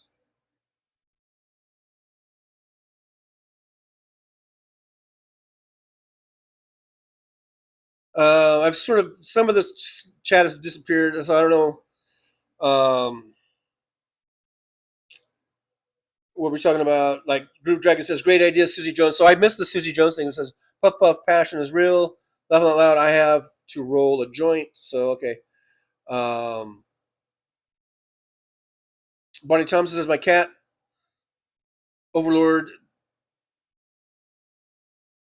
empress of her own universe and demanding food. Michelle is here. Hello, Michelle. Good to see you. Hope you are well. I'm doing okay. How are you doing, Michelle? Hope you're doing good. Squirrel Girl says, "Don't talk politics, religion, and money." Maybe that was the third one. I knew there was a third one. And by money, it was usually like, "How much do you make?" And it was like, "None of your fucking business," basically. Group Driver says, "Sex, politics, and religion is what was not." See, now the chat's moving and it's disappearing. So sorry about that. Diamond Dog says, roll a joint, twist at the end, take a puff. That's enough. Pass it to a friend. Susie Jones says, I wonder what Hal will talk about this afternoon.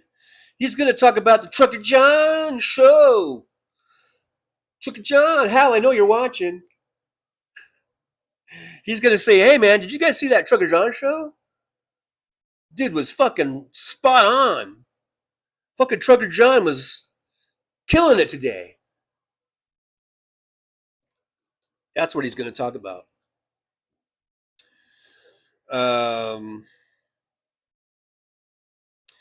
Josh says also I got to catch up with your glass videos, Damon. Yeah, the Damon dog. I watched a couple of those last night.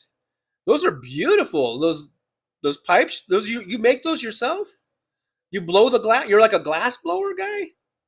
I think those are awesome, and and I don't really smoke either, but I think they're very beautiful and cool. So yeah, keep making the videos, and I want to see more of the pipes. They're pretty cool.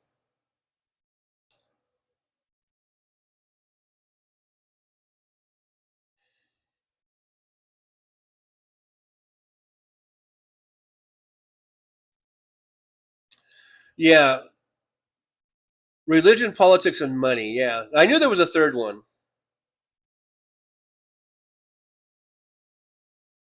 So thanks for reminding me what the third one was. MJ Daniel says people running the networks and the news are all billionaires DJT supports, and they're all DJT supporters, and yeah, if they're trying to get a merger through or whatever, they have to kiss his ass, or else he'll tell his whatever agencies are involved there to not approve it. Donald Trump has really just weaponized everything.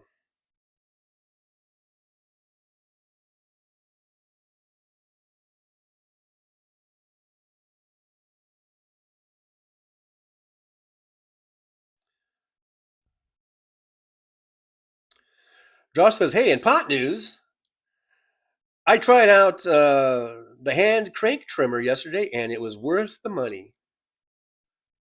Well, good for you. Jerry DB says, "Now that you mention it, how's the weather?" Well, I always do my weather thing at the very beginning of the show.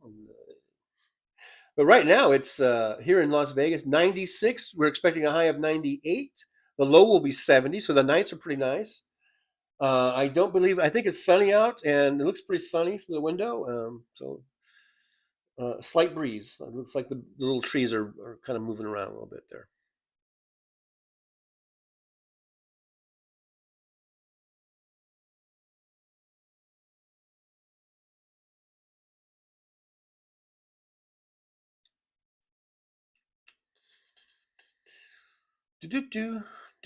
I'm gonna skip. There's a lot of hand trimmer talk. I'm gonna skip some of that. Nothing against it, but I don't know. It's a little bit out of my realm. Hot talk and things of this nature, like when Golf Marine says, or Josh says golf, it was 125 on Prime Sunroof. I don't even know if that's good or bad or what. A hand crank trimmer.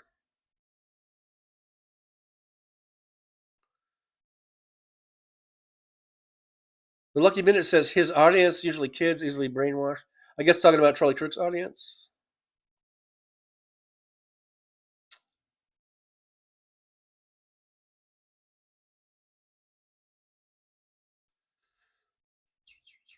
Groove Dragon says Jesus was a brown hippie freak.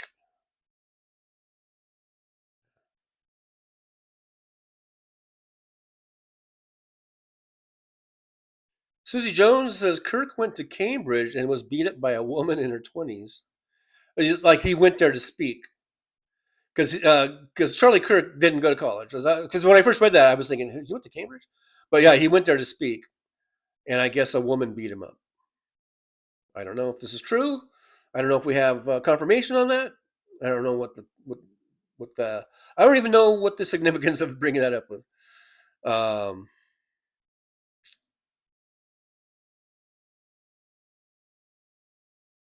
Jolie says the hypocrisy is overwhelming and infuriating. Yeah. Sandy Foltz says things would have been much better if the government would never have made pot legal. You smell that crap everywhere, and children have to inhale it. It's not fair. It's not fair. Well, I don't know where you live, but how it is where you live. But there are laws usually like you can't smoke near children. You can't smoke in the cars because there's children in the cars. You can't smoke. You got to be 10 feet away or however many feet from a building, and I don't know. I see lots of rules and regulations. Maybe they're not being enforced where you're at, but I don't know. I haven't had any real issue with personally, but I mean, every now and then, like if I walk through the buildings here, I'll smell. At first, I'm like, "Gee, it smells like a skunk or something," and then I'm like, "Oh, wait, that's what weed smells like sometimes." So I guess someone's smoking it, but it doesn't really bother me. But there are, I think, usually laws or regulations, especially when it comes to smoking around kids. Um, and whether or not it was legal or illegal, those folks are going to smoke around kids anyhow. So I think it's better to legalize it and then have laws or regulations, sort of regulating where you can smoke it, and if especially when it's around kids or around people with health issues or whatever, and enforcing it from that way, rather than having it illegal and having a real sort of disparity of how it's enforced, and having certain marginal groups get seem to get busted more for it and get higher sentences for it than other non-marginal groups, if you know what I mean.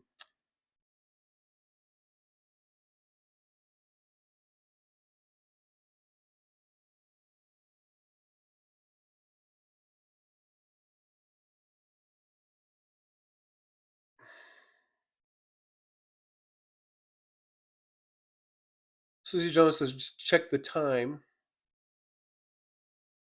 Okay, I'm at 1:29, and is the real time. I've been on for an hour and 51 minutes. We'll probably go a little further. But yeah, I'm at 1:29, but I'm reading chats that were probably from 1 o'clock. So that's what Nick Rich, when he's here and he says like it's 1 o'clock, then I'll know how far behind I am. I don't. I'm not sure how far behind I am actually.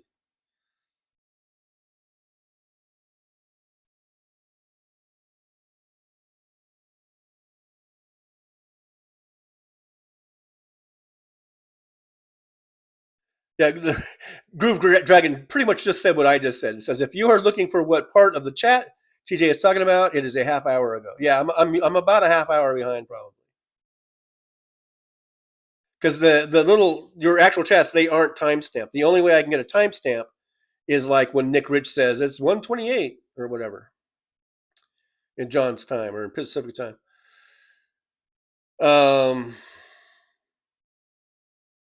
Sandy Fold says in New York State, it's a rule that you can't smoke cigarettes, pipes, cigars, pot in front of children under age 17. That means in a house or a car. Yeah, and I think that's a good rule, a good law. I agree with that law.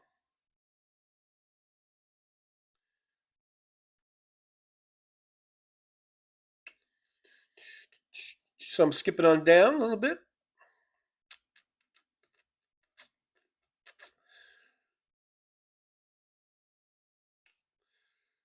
Okay, I'm skipping down a little bit more.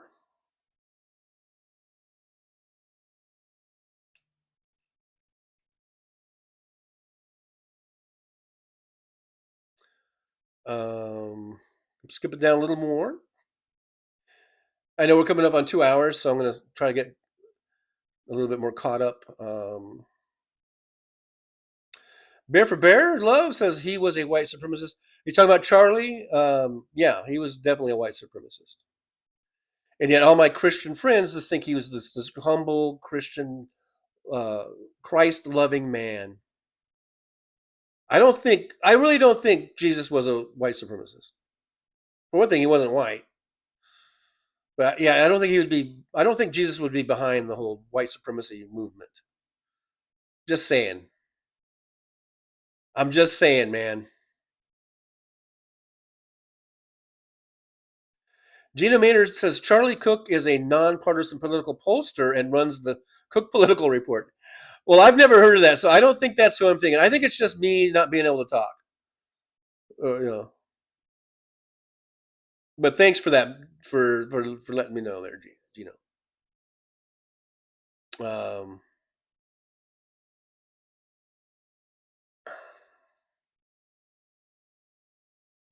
Damon Dog, I have a 25 revolver. The only time I touch it is to clean it. Sandy Folds. Okay, Sandy, now you're really,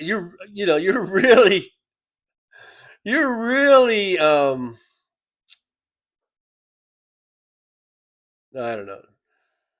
I'm not, I'll just skip it.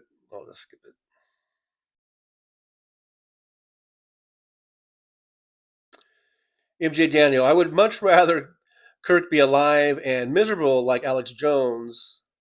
Now that is entertainment.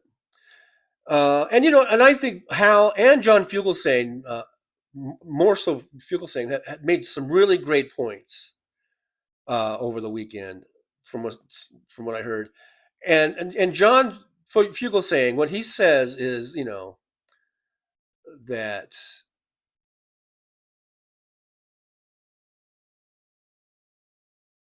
Charlie Kirk being murdered, the reason it's really so horrible, besides the fact that murder is wrong and it's horrible, but he says now Charlie Kirk won't ever have the chance to maybe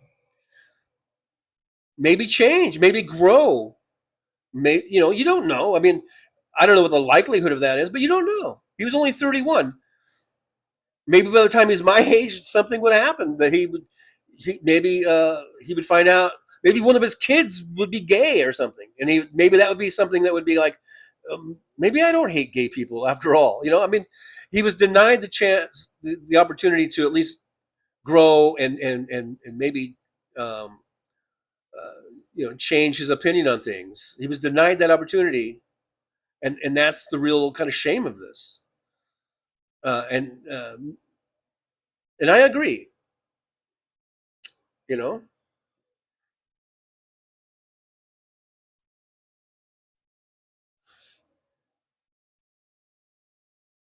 Uh,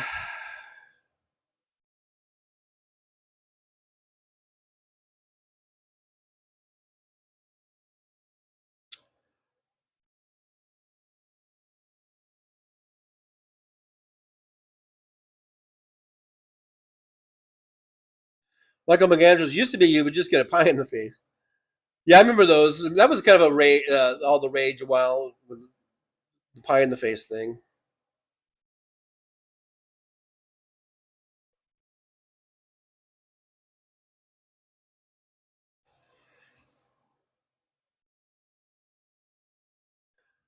Karen Ames says, I just noticed the flag at half staff on the store today, driving down the freeway. He wasn't anyone special to deserve half-mast flags or the rest of the bull.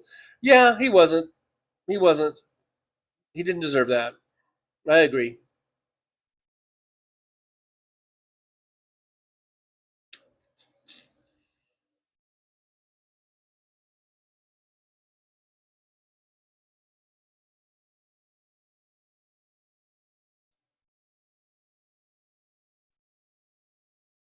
Karen Ames, a multimillionaire doesn't need a GoFundMe. Right, exactly. They're just bilking. It's just, and they should be careful, because that's what got Steve Bannon in trouble, right? When he misdirected the funds, he represented the GoFundMe, and I think he stuck it in his pocket. It was supposed to be for building the wall or something, right? But of course, under a Trump administration, they probably feel pretty beholden, or not beholden, but pretty emboldened.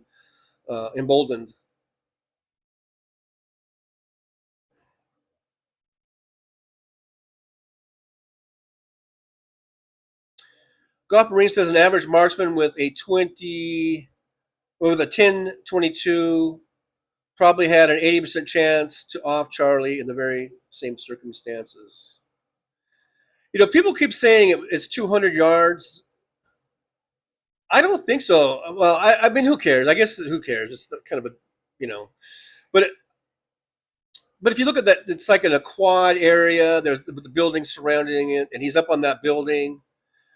I mean, 200 yards, that's 2 football fields. Do you think you could fit 2 football fields between where Charlie was sitting and then where the shooter was up on that building? Was that 2 football fields? To me, it didn't look like it was that far. Maybe 1 football, maybe 100 yards at the most. And then I was wondering, when people keep saying 200 feet, I mean 200 yards, did they mean 200 feet? Because it seems like it might have been a little further than 200 feet, but I don't think it was 200 yards. Anyhow, but who cares? I mean, he did it. It's,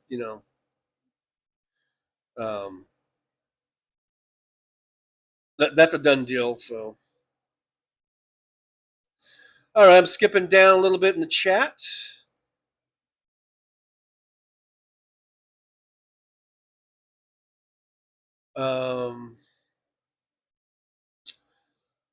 Golf Marine says, with follow-up shots from a 10-22, Chuck had no chance.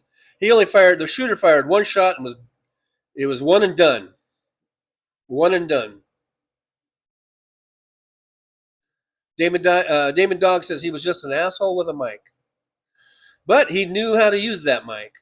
He was very effective. He got a big following of people. You got to admit that. He started off with 0 and he got up to millions and millions of followers and fans, and he accrued $12 million apparently.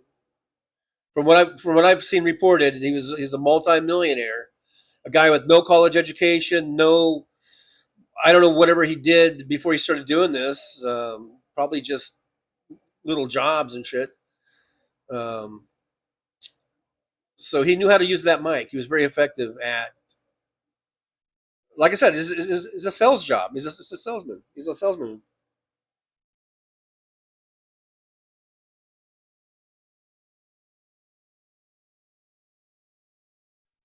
Wayne Goins here. Hey, Wayne, good to see you. I always apologize. I'm not sure if I'm saying your name correctly. I don't know. So I'm just going to say Goin or something like that, maybe until I get some sort of verification. Otherwise, Wayne Goin. Anyhow, you may have told me, and you may have given me some sort of phonetically a post where you sounded it out or something, and I forgot. So I apologize. Anyhow, Wayne, I'll just say Wayne G. Maybe Wayne G. says, hi, everybody. Everyone's voice is important, even Karen's and Sandy's. We cannot all agree all the time. And I'm a pothead too, getting ready to start trimming. There you go.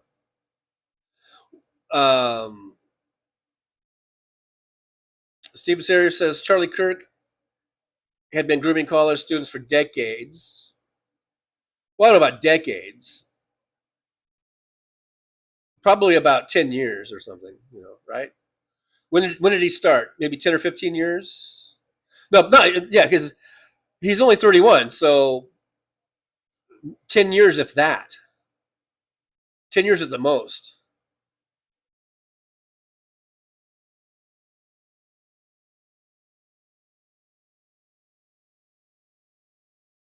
Sandy Foltz says, today would have been my grandma Jen's birthday. Today, she was born in 1915. Wow. Well, happy birthday to your grandma, and I know she's dearly departed, but still good to remember your loved ones there. Terrence Bunce, a leave. Maybe it is a leave that works good. I just remember, I haven't used it in a while. That's why I can't remember. But like, especially when I was truck driving, my back would hurt a lot. See, from sitting, I guess from sitting so much, I would get the back aches. And I think it was a leave. Doggone it. Thanks, Terrence Bunce. I think a leave works pretty good. I think it's better than Tylenol because I've used Tylenol and all that shit. There's something about a leave that seems to do a good job.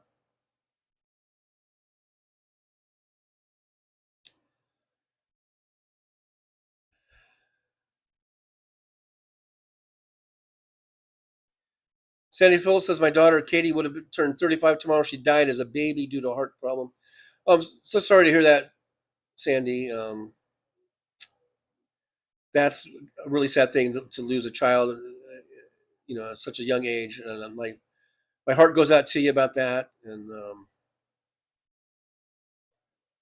sorry to hear about that. She would have been 35. Wow.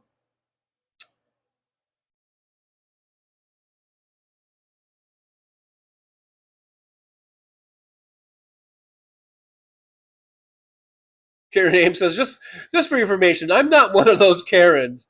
I've hated my name since the whole Karen thing came out. I know, Karen, that's not right. I mean, but just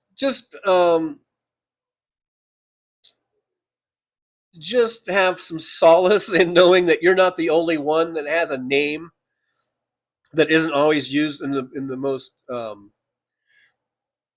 best way. Like a John. A John could be a prostitute, a customer of a prostitute. A John could be a toilet.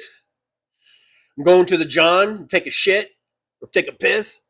So just know that, and I've had to deal with that more than just a few years. And then you have the name Fowler on top of that, where people are make all kinds of ways to make fun of that name. So, it could. What I'm saying is, Karen, it could be worse. I think my thing is worse. Although the whole Karen thing has blown up, So, and I know if your name is Karen, people are automatically going to go right to all the images they've seen of all the Karens out there. So I get you. I hear you. Roger Daughter says, I don't trust anyone who says that they hate nobody and wouldn't do. I don't know what that part means. Karen Ames says, I strongly dislike because people are worth my time to hate. I stop associating with them. Like I said, I think there's different degrees of hate. At least for me, there is.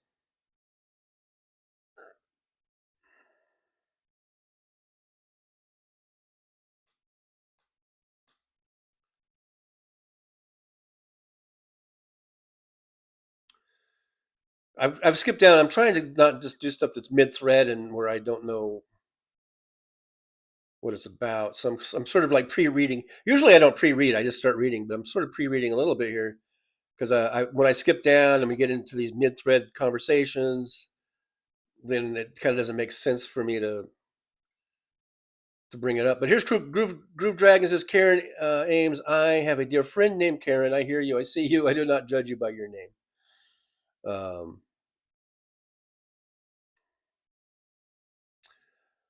Jolie says, I know someone that always tells me hate is such a powerful word. When I say hate Trump, I always respond with, I hate Trump.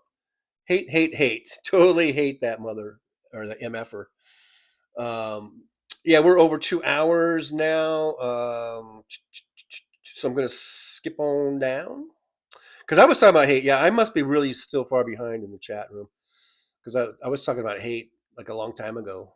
The whole hate thing, I'm probably a half hour behind. Golf Marine says, the thing I hate most about the fuckers who made me hate Hitler, Trump, and their ilk. The thing I hate most are the fuckers who made me hate. Okay, there we go. I think I was giving the wrong emphasis on the wrong syllables. Sandy Fultz, we all hate Trump. So at least we've got that in common with Sandy. You guys. At least we found some common ground. We got some common ground here. Damon says he's going to get us killed. I know. Josh says, I love this show. Thanks, Josh. I appreciate that. I do appreciate you. Golf Marine says, the Great Spirit set things in motion. We're on FAFO setting. Bonnie Thompson, Purge movies warring on the rich. That's what I'm talking about, class warfare. So, and I was trying to bring it up because someone else brought that up about Purge, and if these little right winger weirdo groups think if they're watching Purge movies, I hope they understand. I hope they understand what the Purge movies were really all about. I'm not sure if they do. I don't know. Hey, there's Squirrel Girl with a $2.22 super chat. Thank you. So I'm just now getting to that. Sorry for that took so long, but yippee to Squirrel Girl. I don't know if you're, I hope you're still here, so I can say thank you for that. The support of the show. I appreciate it so much. Thank you, Squirrel Girl. Squirrel Girl. Sometimes I have a hard time saying that. Steven Sayers says, awesome place, this here show and characters in chat. Thank you, Steven Sayers. I'm glad you liked the show. Make sure you guys like, subscribe, and share. That would be great if you would do that. Paul Burrows says the forecast for tonight is dark, followed by widely scattered light in the morning. There you go. Thanks for that report. I do appreciate you. Mad Mac says, I can't believe that the orange pedo has helped the airlines so they can jack us on rates. Plus, now there's companies that can get info from our phones to sell so a business can adjust rates to sell. He's selling us out. Trump is just selling us out. It's all about the grift. It's all about the money, money, money for him. He doesn't give a fuck about democracy. He doesn't give a fuck about the Constitution. None of that. It's all about how, he can grift and make money. Because if he's giving that information, he's not giving it for free. Roxanne says there are other ways of consuming cannabis besides smoking it. Absolutely. Absolutely. In fact, I haven't had any since last year, but I ate quite a few edibles last year. And I found it very relaxing. I would just take like half a gummy before I went to bed, and it was very relaxing. Chris Doug, 4:30 Eastern time. So now I'm only about 20 minutes behind, or 19 minutes behind, because I have been skipping a lot. I have been skipping down a lot. So I've skipped over a lot of the chats, but you guys are doing great. You guys look like you're doing great in the chat. Josh says he prefers perch to salmon. I like a good salmon. I don't even know if I've ever had a perch. DPD5844 says, TJ, why don't you just buy for the month instead? Well, because maybe I should. I don't know. I just buy what I think I need, and then it turns out I probably need more. Marie Jane Greco, $2 super chat. Yippee, Marie. Thank you so much. I'm just now getting to it. There's your thumbs up. There's the heart for you. Thank you so much for helping to support the show and help us grow and keep going. And I do appreciate you. So yippee to Marie Jane Greco. Sandy Folks, I don't do drugs. I don't drink alcohol. That's perfectly fine. That's perfectly fine. I was going to buy some beer for the games yesterday, and I just didn't feel like it. I just drank Pepsi instead. I had pizza and Pepsi. I guess, but truth be told, I just didn't feel like walking down to the store, which is literally a 3-minute walk. That's how fucking lazy I was being yesterday.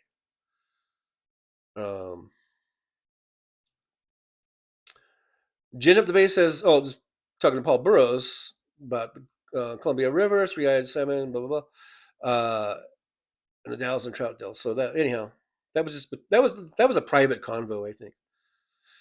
All right, skipping down. Bonnie Thompson says the women's shelter didn't want us to wear men's clothing. Let gay women stay, or let Islamic women to stay more than a few nights. I might be a bit mid-thread on this, but that's that's an issue when homeless shelters or women's shelters, in this case, have these things that kind of bar entry. I mean, the number one concern should be, especially for a women's shelter, a lot of times I would imagine are trying to find a place of safety from probably some abusive asshole the number one thing should be about that, and not the fucking politics of it or whatever, or politics of anything. Groove Dragon says, Struggle John, I strongly object to your comment about people that smoke pot being kind that would smoke around children. I don't even know what you're talking about. Wait, you object to my comment about people that smoke. I didn't say they were kind. What are you talking about? That would smoke around children. You misunderstood something, Groove Dragon. You must have misunderstood something. Ruben Michael says Charlie was 16 when he co-founded his right-wing Turning Point USA. Okay, so that's 15 years. That's not decades. By the way, that's 15 years. That's a decade and a half. Groove Dragon says check with pot smokers. Use A1 if you would never smoke around children, and A2 if you would.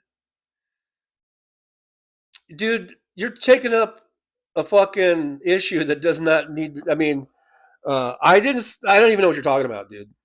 I said it's good that we have laws and regulations that prevent people from smoking around children, whether it's pot or even tobacco, for that matter.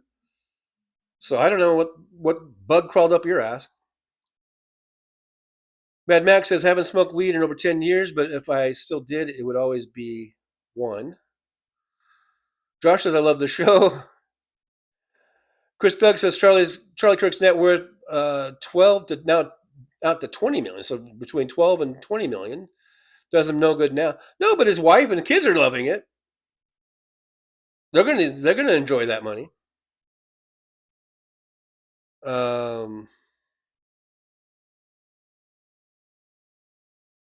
Damon Dog, I have a very good friend named Karen. She hates it too.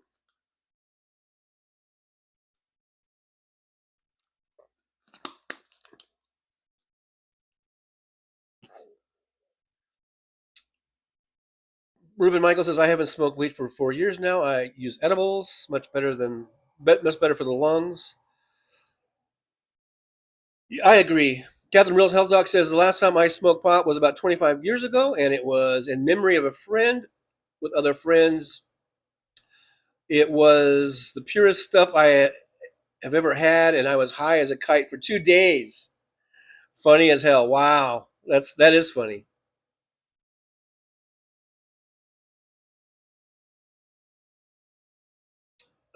Damon Dog, I started smoking cigs in the Army. If you smoked, you got breaks from work. If you didn't, yeah. I know, and I told that story about my girlfriend, baby mama, who we worked at the post office together. That was her little trick. Like, even though I didn't smoke, and she really didn't smoke, but she would bring a pack of cigarettes to work when we worked at the post office, because she saw all the smokers would get extra little breaks here and there during the shift. And so she'd be like, I'm going to take a smoke break. And then when we were seeing each other, then she's like, just tell him you got to take a smoke break with me. And I was like, okay, and I'd be like, okay, I got to go take a smoke break. And then we would go out, because it would go outside. It was a door, and then they had it all caged off with chain link fence. So you would just go, that was a little smoking area. And you would just go out there. And so we would light up the cigarette, because they came out and checked. The supervisor came out, and we would be there, and we were like boyfriend and girlfriend holding hands and kind of, snuggling up, how boyfriend and girlfriend does, right? But we lit the cigarette up, and we would take a couple drags off of it just so we could say we were smoking. And lo and behold, the fucking supervisor would come out there, and he would just say, he'd be like, hey, how's it going? And then he would light up a cigarette, but we know it was just him checking on us to see if we were really out there smoking or not. So we did that, and that, I'm not a smoker, but that was her thing, and I was like, okay, I'll go with you, And so we did this. We'd hit the cigarette, and that way we got a little extra little 10 minutes or something, you know. Golf Marine says TJ is reminding me to get a beer. Yep, go get one. Damon Dog says Pete was on Howl's this morning with a rally to restore sanity sign behind him. I went to that rally with Jon Stewart and Steve Colbert. Stephen Colbert, I still have the shirt. Cool. That's cool. All right, so now I am at almost to the bottom here. Paul Burrows says, well, Roxanne got a kick out of what I said. Crawl up your ass. Laughing out loud. What bug crawled up your ass? Paul Burrows says, Josh Yuppers. Care names. Josh, I finally got a new car a few years ago. That's why I don't smoke in it. Yeah, I hate getting into cars where a smoker has been in there. Oh, my God. They fucking knock you over, man. David Dog, I smoke alone, all by myself. When I want to smoke alone, I prefer to be by myself. Oh, that's the old George Thorogood, a little parody, I think, of the George Thorogood song. Roxanne79 says, no one smokes pot around kids. Sandy Folds, get over it. You don't like us. We get it. Sandy Folds says, no one has a bug up their ass. Well, I hope not. Because I don't think, that's a good thing.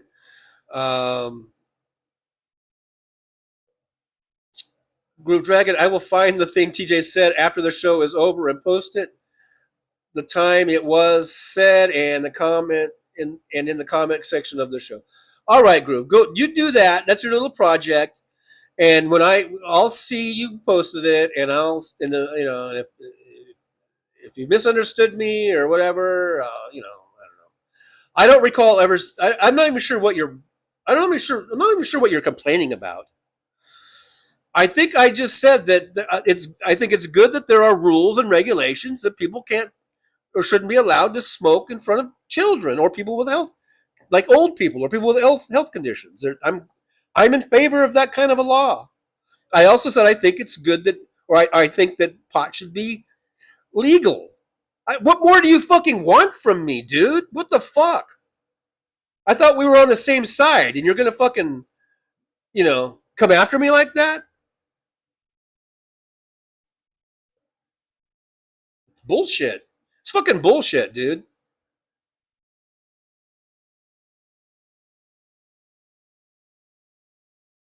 I have been nothing but supportive of every fucking pot smoker in this chat room. I have never said anything bad or against pot. I've stood up for it. I've said it should be legal. So I don't know what the fuck your problem is, dude.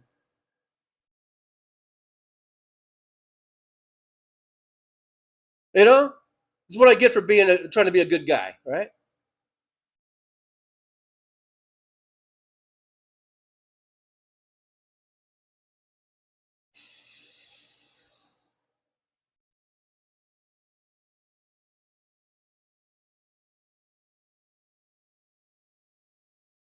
I did not say that, Groove Dragon. I did not say that the kind of people that would smoke pot when it was illegal. Just shut the fuck up, dude. You're fucking making a fucking mountain out of a molehill or whatever. Just shut the fuck up.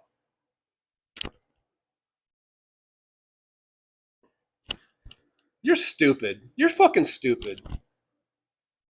Just get the fuck out of my chat, Groove Dragon. I don't give a fuck how much you like the show. You say you like the show. You always come in here and start some shit. So fuck you.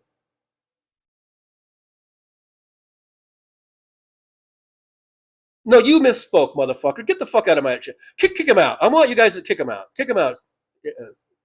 Or I'll do it myself. Kick this motherfucker out.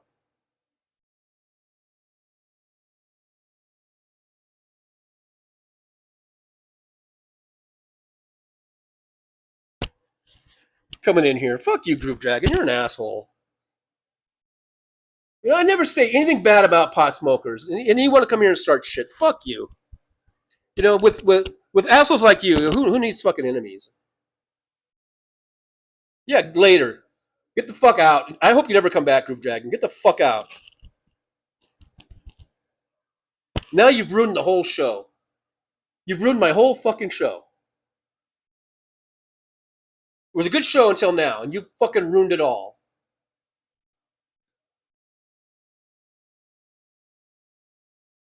Asshole.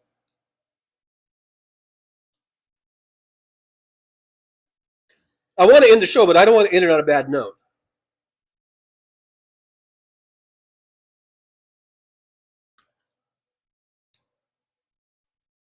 Why don't you clean your fucking ears out, motherfucker? Groove dragon asshole. Fucking get new batteries in your hearing aids, you old fuck.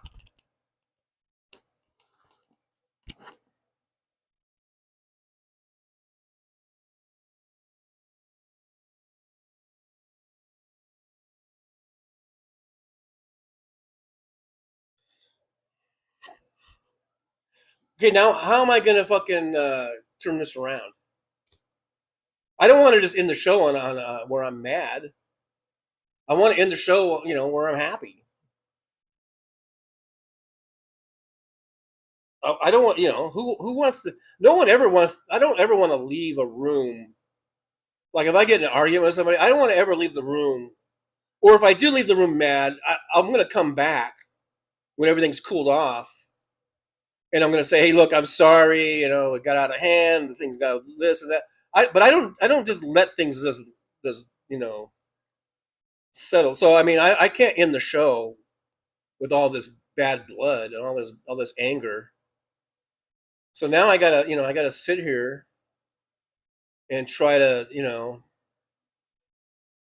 get that. I gotta get that out of my system or something. I can't. VD Hertz is here. What happened? Well, VD Hertz missed all the excitement. I just got mad at some dude who was accusing me of some shit, and I kind of blew up at him.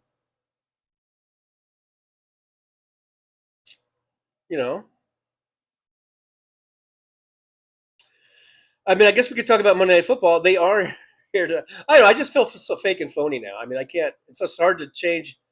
It's kind of hard to change gears. Ruben Mike said, "Old fuck." That's me laughing out loud. I know. I'm an old fuck too. I know. So I feel like I'm entitled. I can say old fuck because I'm old. Bonnie Thompson, breathe. Yeah, it's not that. It's just I just don't want to end the show on a bad note. TG Tim Farrell says, leave some room for it to be a misunderstanding. I know. I do kind of when I get mad, I do kind of I do kind of get into this like full. I go full bore, kind of like with I just kind of go strong, like laying it on. There's nothing. Once I get into a certain anger level, it's like it's on, and I'm gonna pile on a bunch of shit, to somebody. David Dog says that VD Tara Dublin people are calling her home. Oh, I don't know what that was. So VD says a regular track. It was Groove Dragon. It was Groove Dragon. So I did that. John from Las Vegas says, looks like I picked the wrong moment to stop into the driver's zone. Maybe the right moment. I need you guys. I need VD Hertz. I need John from Las Vegas. By the way, hello, John from Las Vegas. I need you guys to get me back into a better mood. To get me in a better, to not be pissed off. I don't want to end the show being pissed off. Like among Andrews, I'm a very young 67. You're a young man. Jerry DB, what happened? There's nothing happened. I mean, I yelled at a guy. I yelled at a dude. Karen Dave says, I'm still in the car and playing Pokemon Go, hitting the Pokemons. Really? You're still doing that game? I remember when that came out and it was all the rage. I remember being in restaurants, people, everyone was playing that game. That was like 5 years ago or something, wasn't it? Jorgen Johansson says, Mad Mac, don't try to hide. I find you anywhere, my brother. It's not a bug. It's a rabbit. Sandy Foltz says the Bills are playing Thursday night. Thursday Night Football. Tonight is the Raiders and the Chargers. I'm not really a fan of either team, so I don't know. I've always kind of liked the Chargers, like the Rams number one. You know, number one in my program.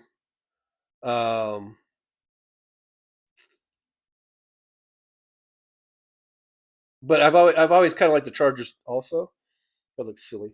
So I guess I'd probably, but since I've been living here in Vegas, and I've always been a Raider hater, But now that I live here, I kind of not so much hating them as much, and I kind of follow them a little bit, and I kind of would like, if they win, I kind of like it, So as long as it's nothing to do affecting the Rams, but so now I'm like, should I root for the Raiders because I live here and their Raiders is the home team, or should I go with the Chargers because the Chargers have always been kind of like one of my favorite teams that's not the Rams, if that makes any sense.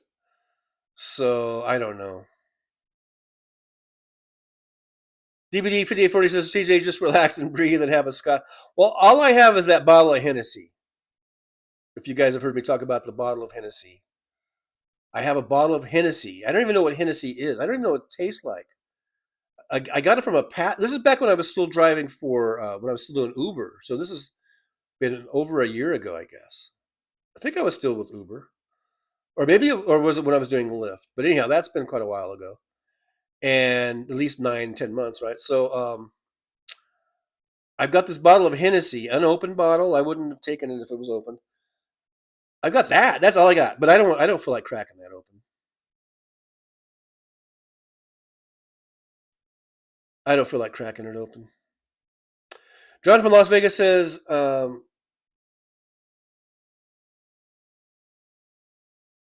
ice in right at the first fuck you.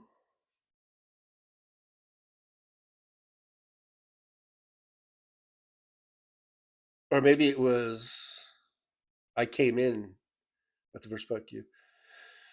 I know. I shouldn't have done that. I need to control my anger. I think I have anger control issues. Marie Jane Greco, $2 but thank you. Yippee to Marie. Thank you so much. All you need is love. All you need is love. Thank you for the $2 super chat. I do appreciate it.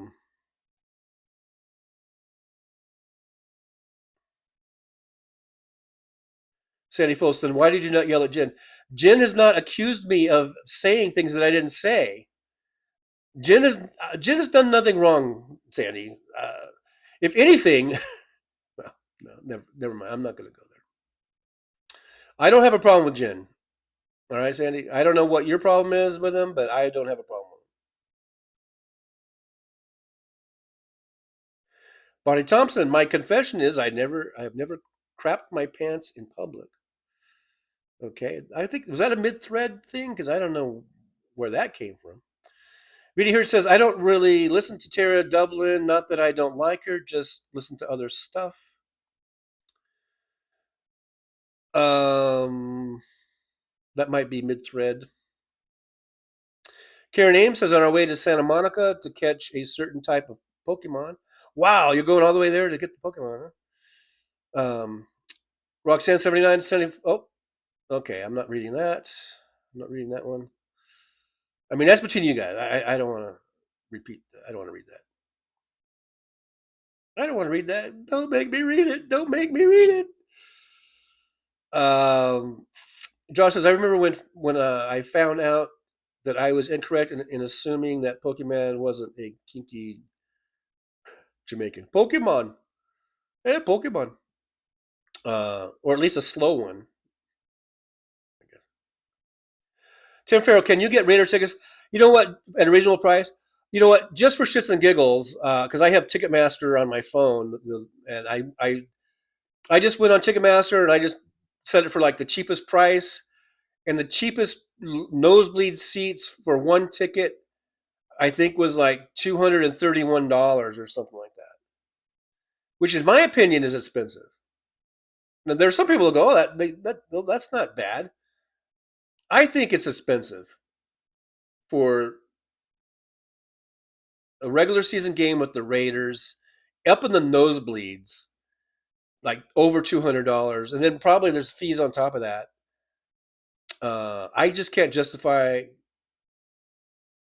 spending that money.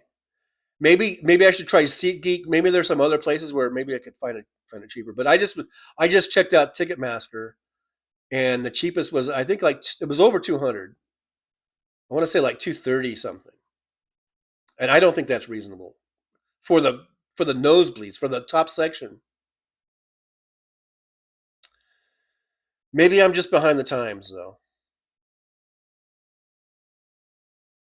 Maybe I'm just behind the times. It hurts. The older I get, the less alcohol I drink. Yeah, as far as like hard liquor, I don't really drink any of that. I like drinking some beers, like when I'm watching football. That's about it. Or sometimes if I come home from work and I pop open a beer or something. That's about it. Yeah, John from Las Vegas. I think what you said is I came in at fuck you. What a thing to come into. It's like, yeah, I think I'll check out Trucker John, and fuck you, motherfucker. You're like, whoa. What's going on here?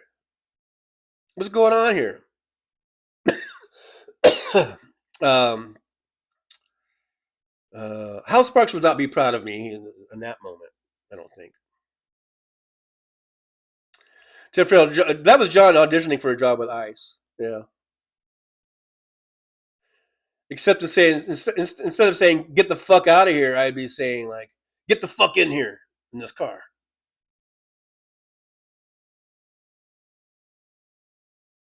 I don't know. Generally, Trucker John and I don't have a problem. Oh, I don't have a problem with you. Yeah, we're cool, man. I think we're cool. We cool. The day that I start yelling at Jen and telling him to get the fuck out of here, then you will know. There will be no doubt, I guess. I have never said that to Jen. And I've never had any reason to.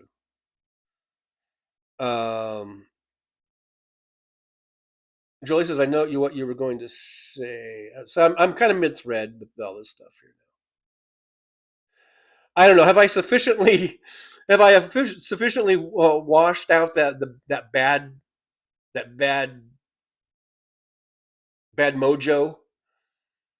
I think I can probably end the show now. I feel a little better. I feel bad for Groove Dude, the Groove Dragon, because I do feel bad. I yelled at him and stuff, even though I feel I'm in the right and I feel he was in the wrong. Still, that hasn't changed. But see how things can get.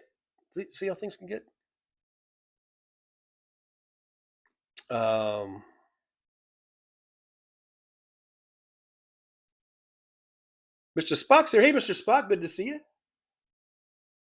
And in all this time, I do put little memes in my thing, and like here's one of the ones that I put up that I think is kind of funny in a way. Charlie Kirk is the first school shooting that Republicans have ever cared about. I think that's a good one. We didn't really talk about that. That's one of the little things I was going to post, and I forgot to do it. I forgot to put my memes up because I have this big blank spot or over here. I have this big blank spot over here, and I always think, well, I should put some little memes up there. And why is this doing that? I like this one too. Big scary radical left agenda: equality, education, healthcare, voting rights, clean air and water, reproductive freedom, love wins. Terrifying, huh? This is what the big scary radical left. That's what they're afraid of, folks. That's what these right wingers are afraid of. I guess they don't want any of that. All right, guys. I guess I'm going to end the show though. Ruben Mine goes, did you time him? I didn't time him out. I didn't. I don't know if the mods did. I think he just left because I told him to get the fuck out, and he's like, all right, I'll get the fuck out. I don't appreciate what he was doing. Anyhow, even though I feel bad about yelling and making a big scene in front of you guys, and I know it could make people uncomfortable. People don't want to. There are people. I know there are people in this chat that said that they have PTSD when someone yells and shit.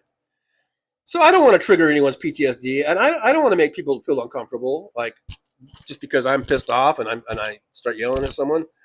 I don't want you guys to be put on the spot like that. That's not fair to you guys, and so I feel bad. But at the same time, I think what he was saying was a bunch of horse shit, a bunch of bullshit, accusing me of saying shit. Now I'm going to get worked up again. But so I don't want you. It's not fair to you guys if I do that. So I apologize. For if I made anyone feel uncomfortable or whatever. I apologize. And I don't think I do it that often. I mean, it's like I think it's kind of once in a blue moon, right? Jolie, can you back? I don't do that often, do I? Like once every few months, maybe I might yell at somebody and have a little moment. It's not like it's every show. So anyhow, hopefully, I don't know. Who knows? But I see you guys you're still here, and I appreciate you guys still being here and not not saying fuck this guy. This guy is a fucking Mad Max says once a week. What? Mad Mac. You and I are gonna go. No, I'm just kidding. Once a week? I don't think so. Come on, once a week? I don't think so. I don't know. Is it that bad? Am I that unhinged? Am I that much of a anger management,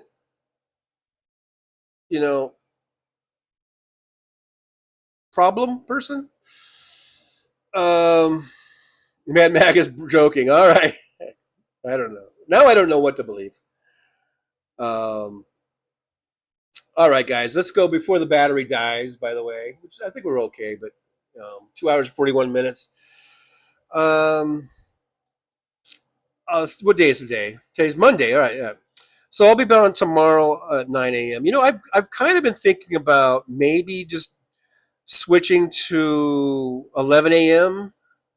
every day instead of the 9 a.m.s. Let me know what you guys think about that, maybe. I don't know. Instead of doing Tuesdays and Thursdays at 9 a.m. and I do Monday, Wednesday, and Friday at 11 a.m. and Saturday at 11 a.m. I was thinking about just doing it just 11 a.m. across the board. It is kind of easier for me to do the 11 a.m.s because a lot of times I work and I don't get home till like 3 in the morning, and then by the time I get to bed it's after 3:30, 3:45. So I've been thinking about maybe just switching it to 11 across the board. But we'll think about that. If you guys, maybe if I get some feedback on that. Jolie says, Struggles on, you very rarely get that worked up, slightly irritated, maybe once a week. Mr. Spock says, laughing out loud, you're not stuttering John, unhinged. Yeah, I'm not to that level,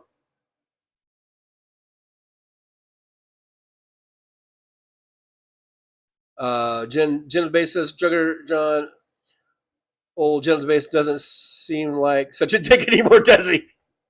Yeah. Well,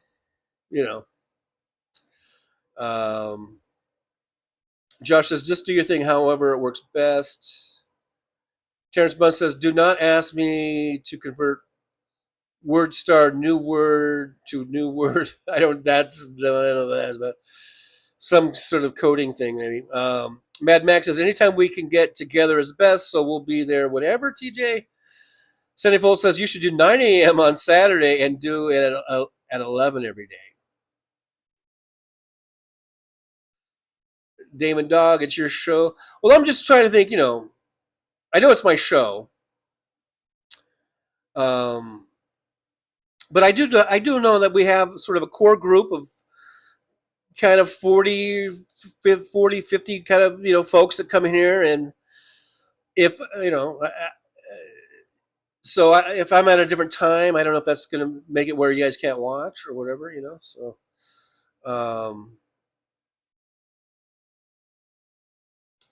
but we'll stick with it this week, and maybe next week we'll try just 11 o'clock every day. And the thing about it, if I don't feel it's working or I don't feel good about it, I can always switch back, I guess. But we'll see. Dave in Grand Prairie, Texas. TJ is my poster boy. Laughing out loud.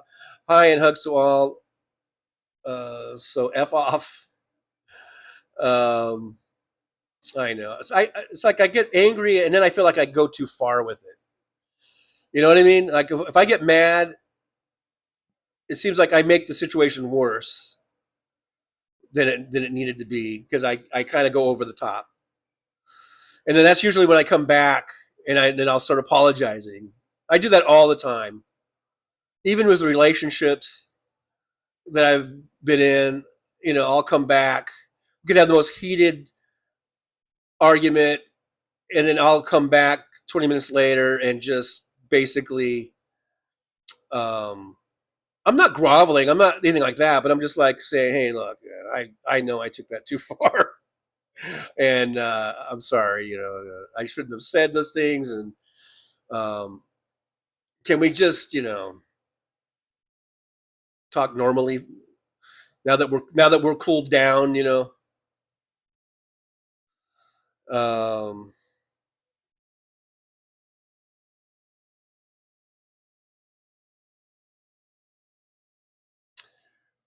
Farrell, Groove Dragon is a pseudonym for West. Pass it on.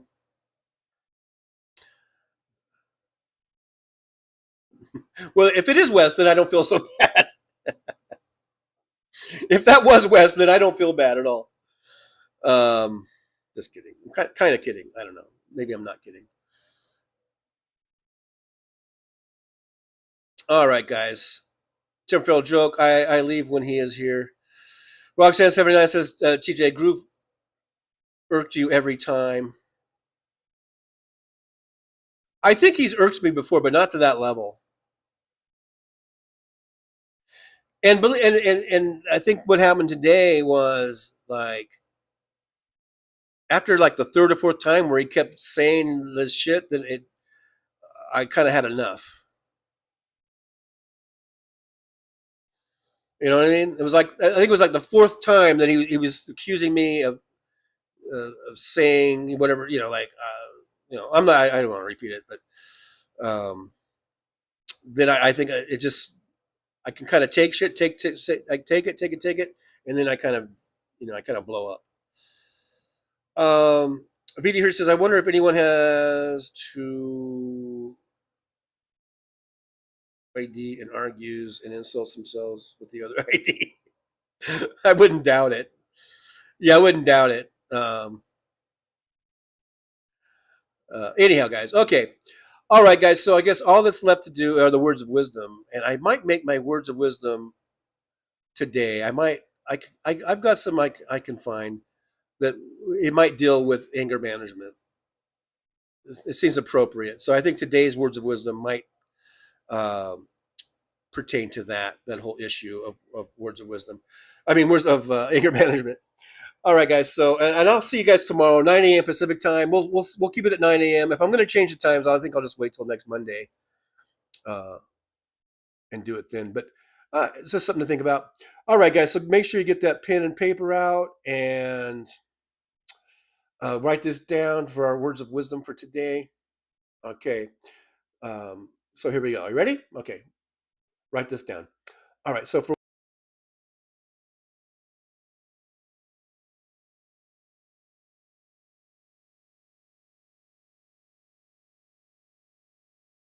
well, it's time to say goodbye.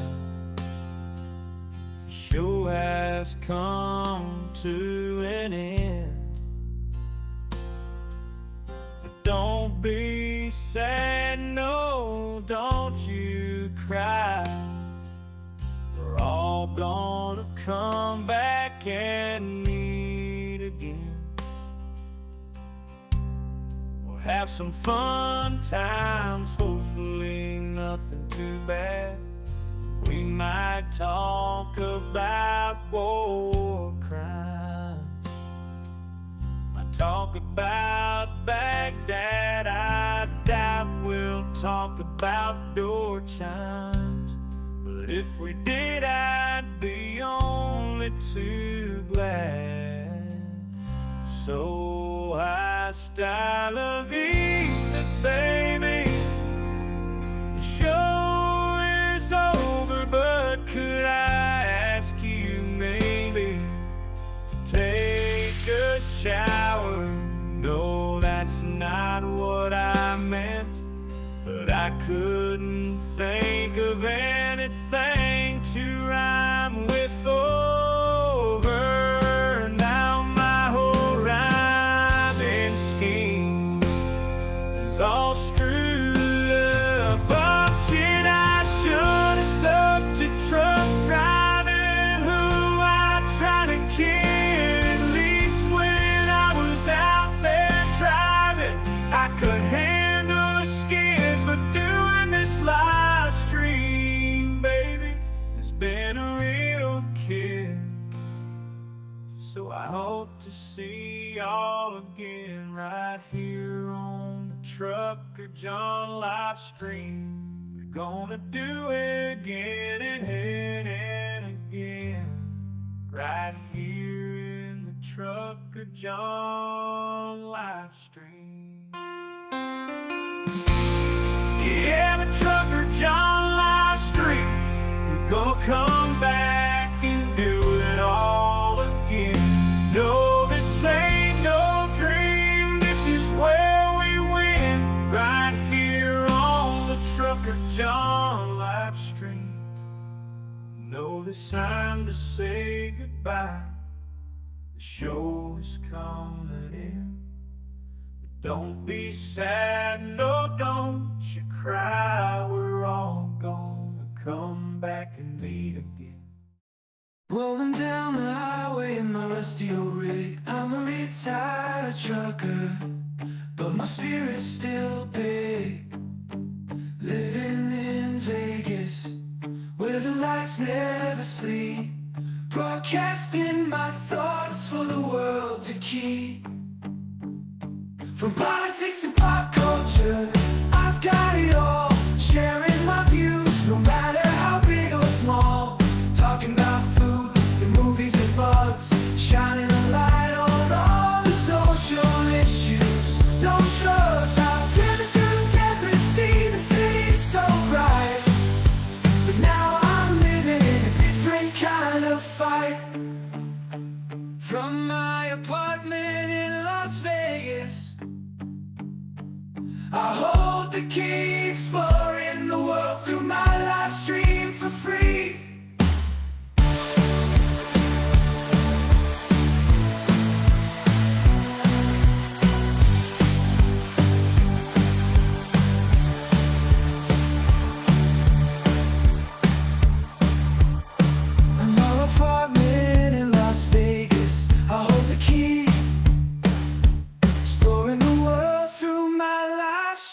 For free.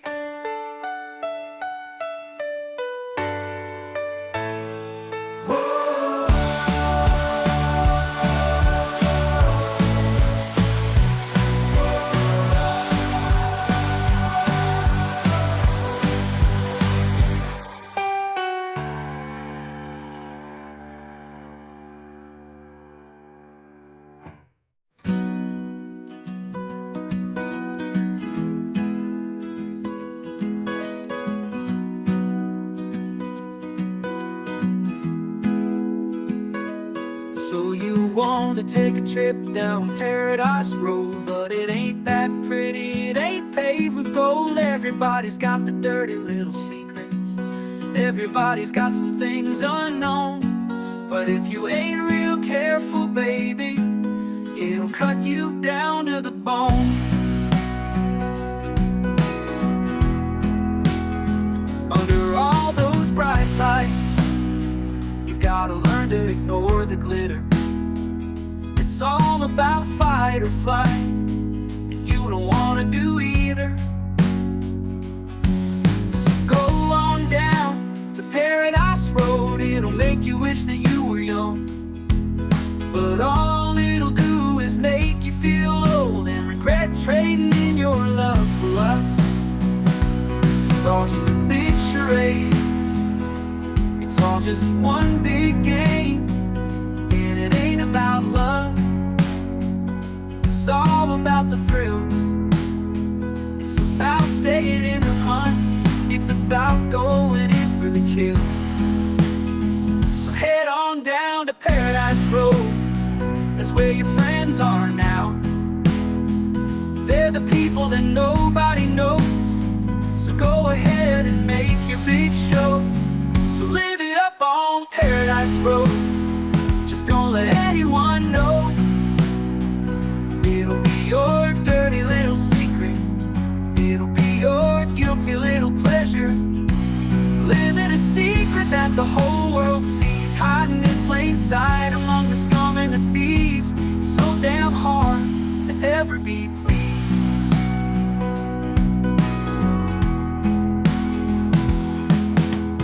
Everyone wants to live the good life. Everybody wants a piece of paradise.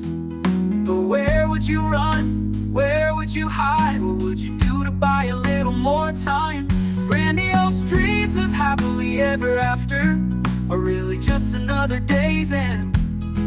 And when the sun goes down, you just lay there wondering, can you really do it all again? You're praying for one last shot. You're hoping for one last big win.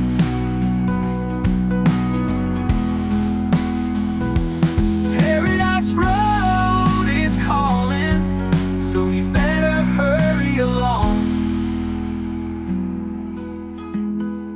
Paradise Road is calling, so you better hurry along.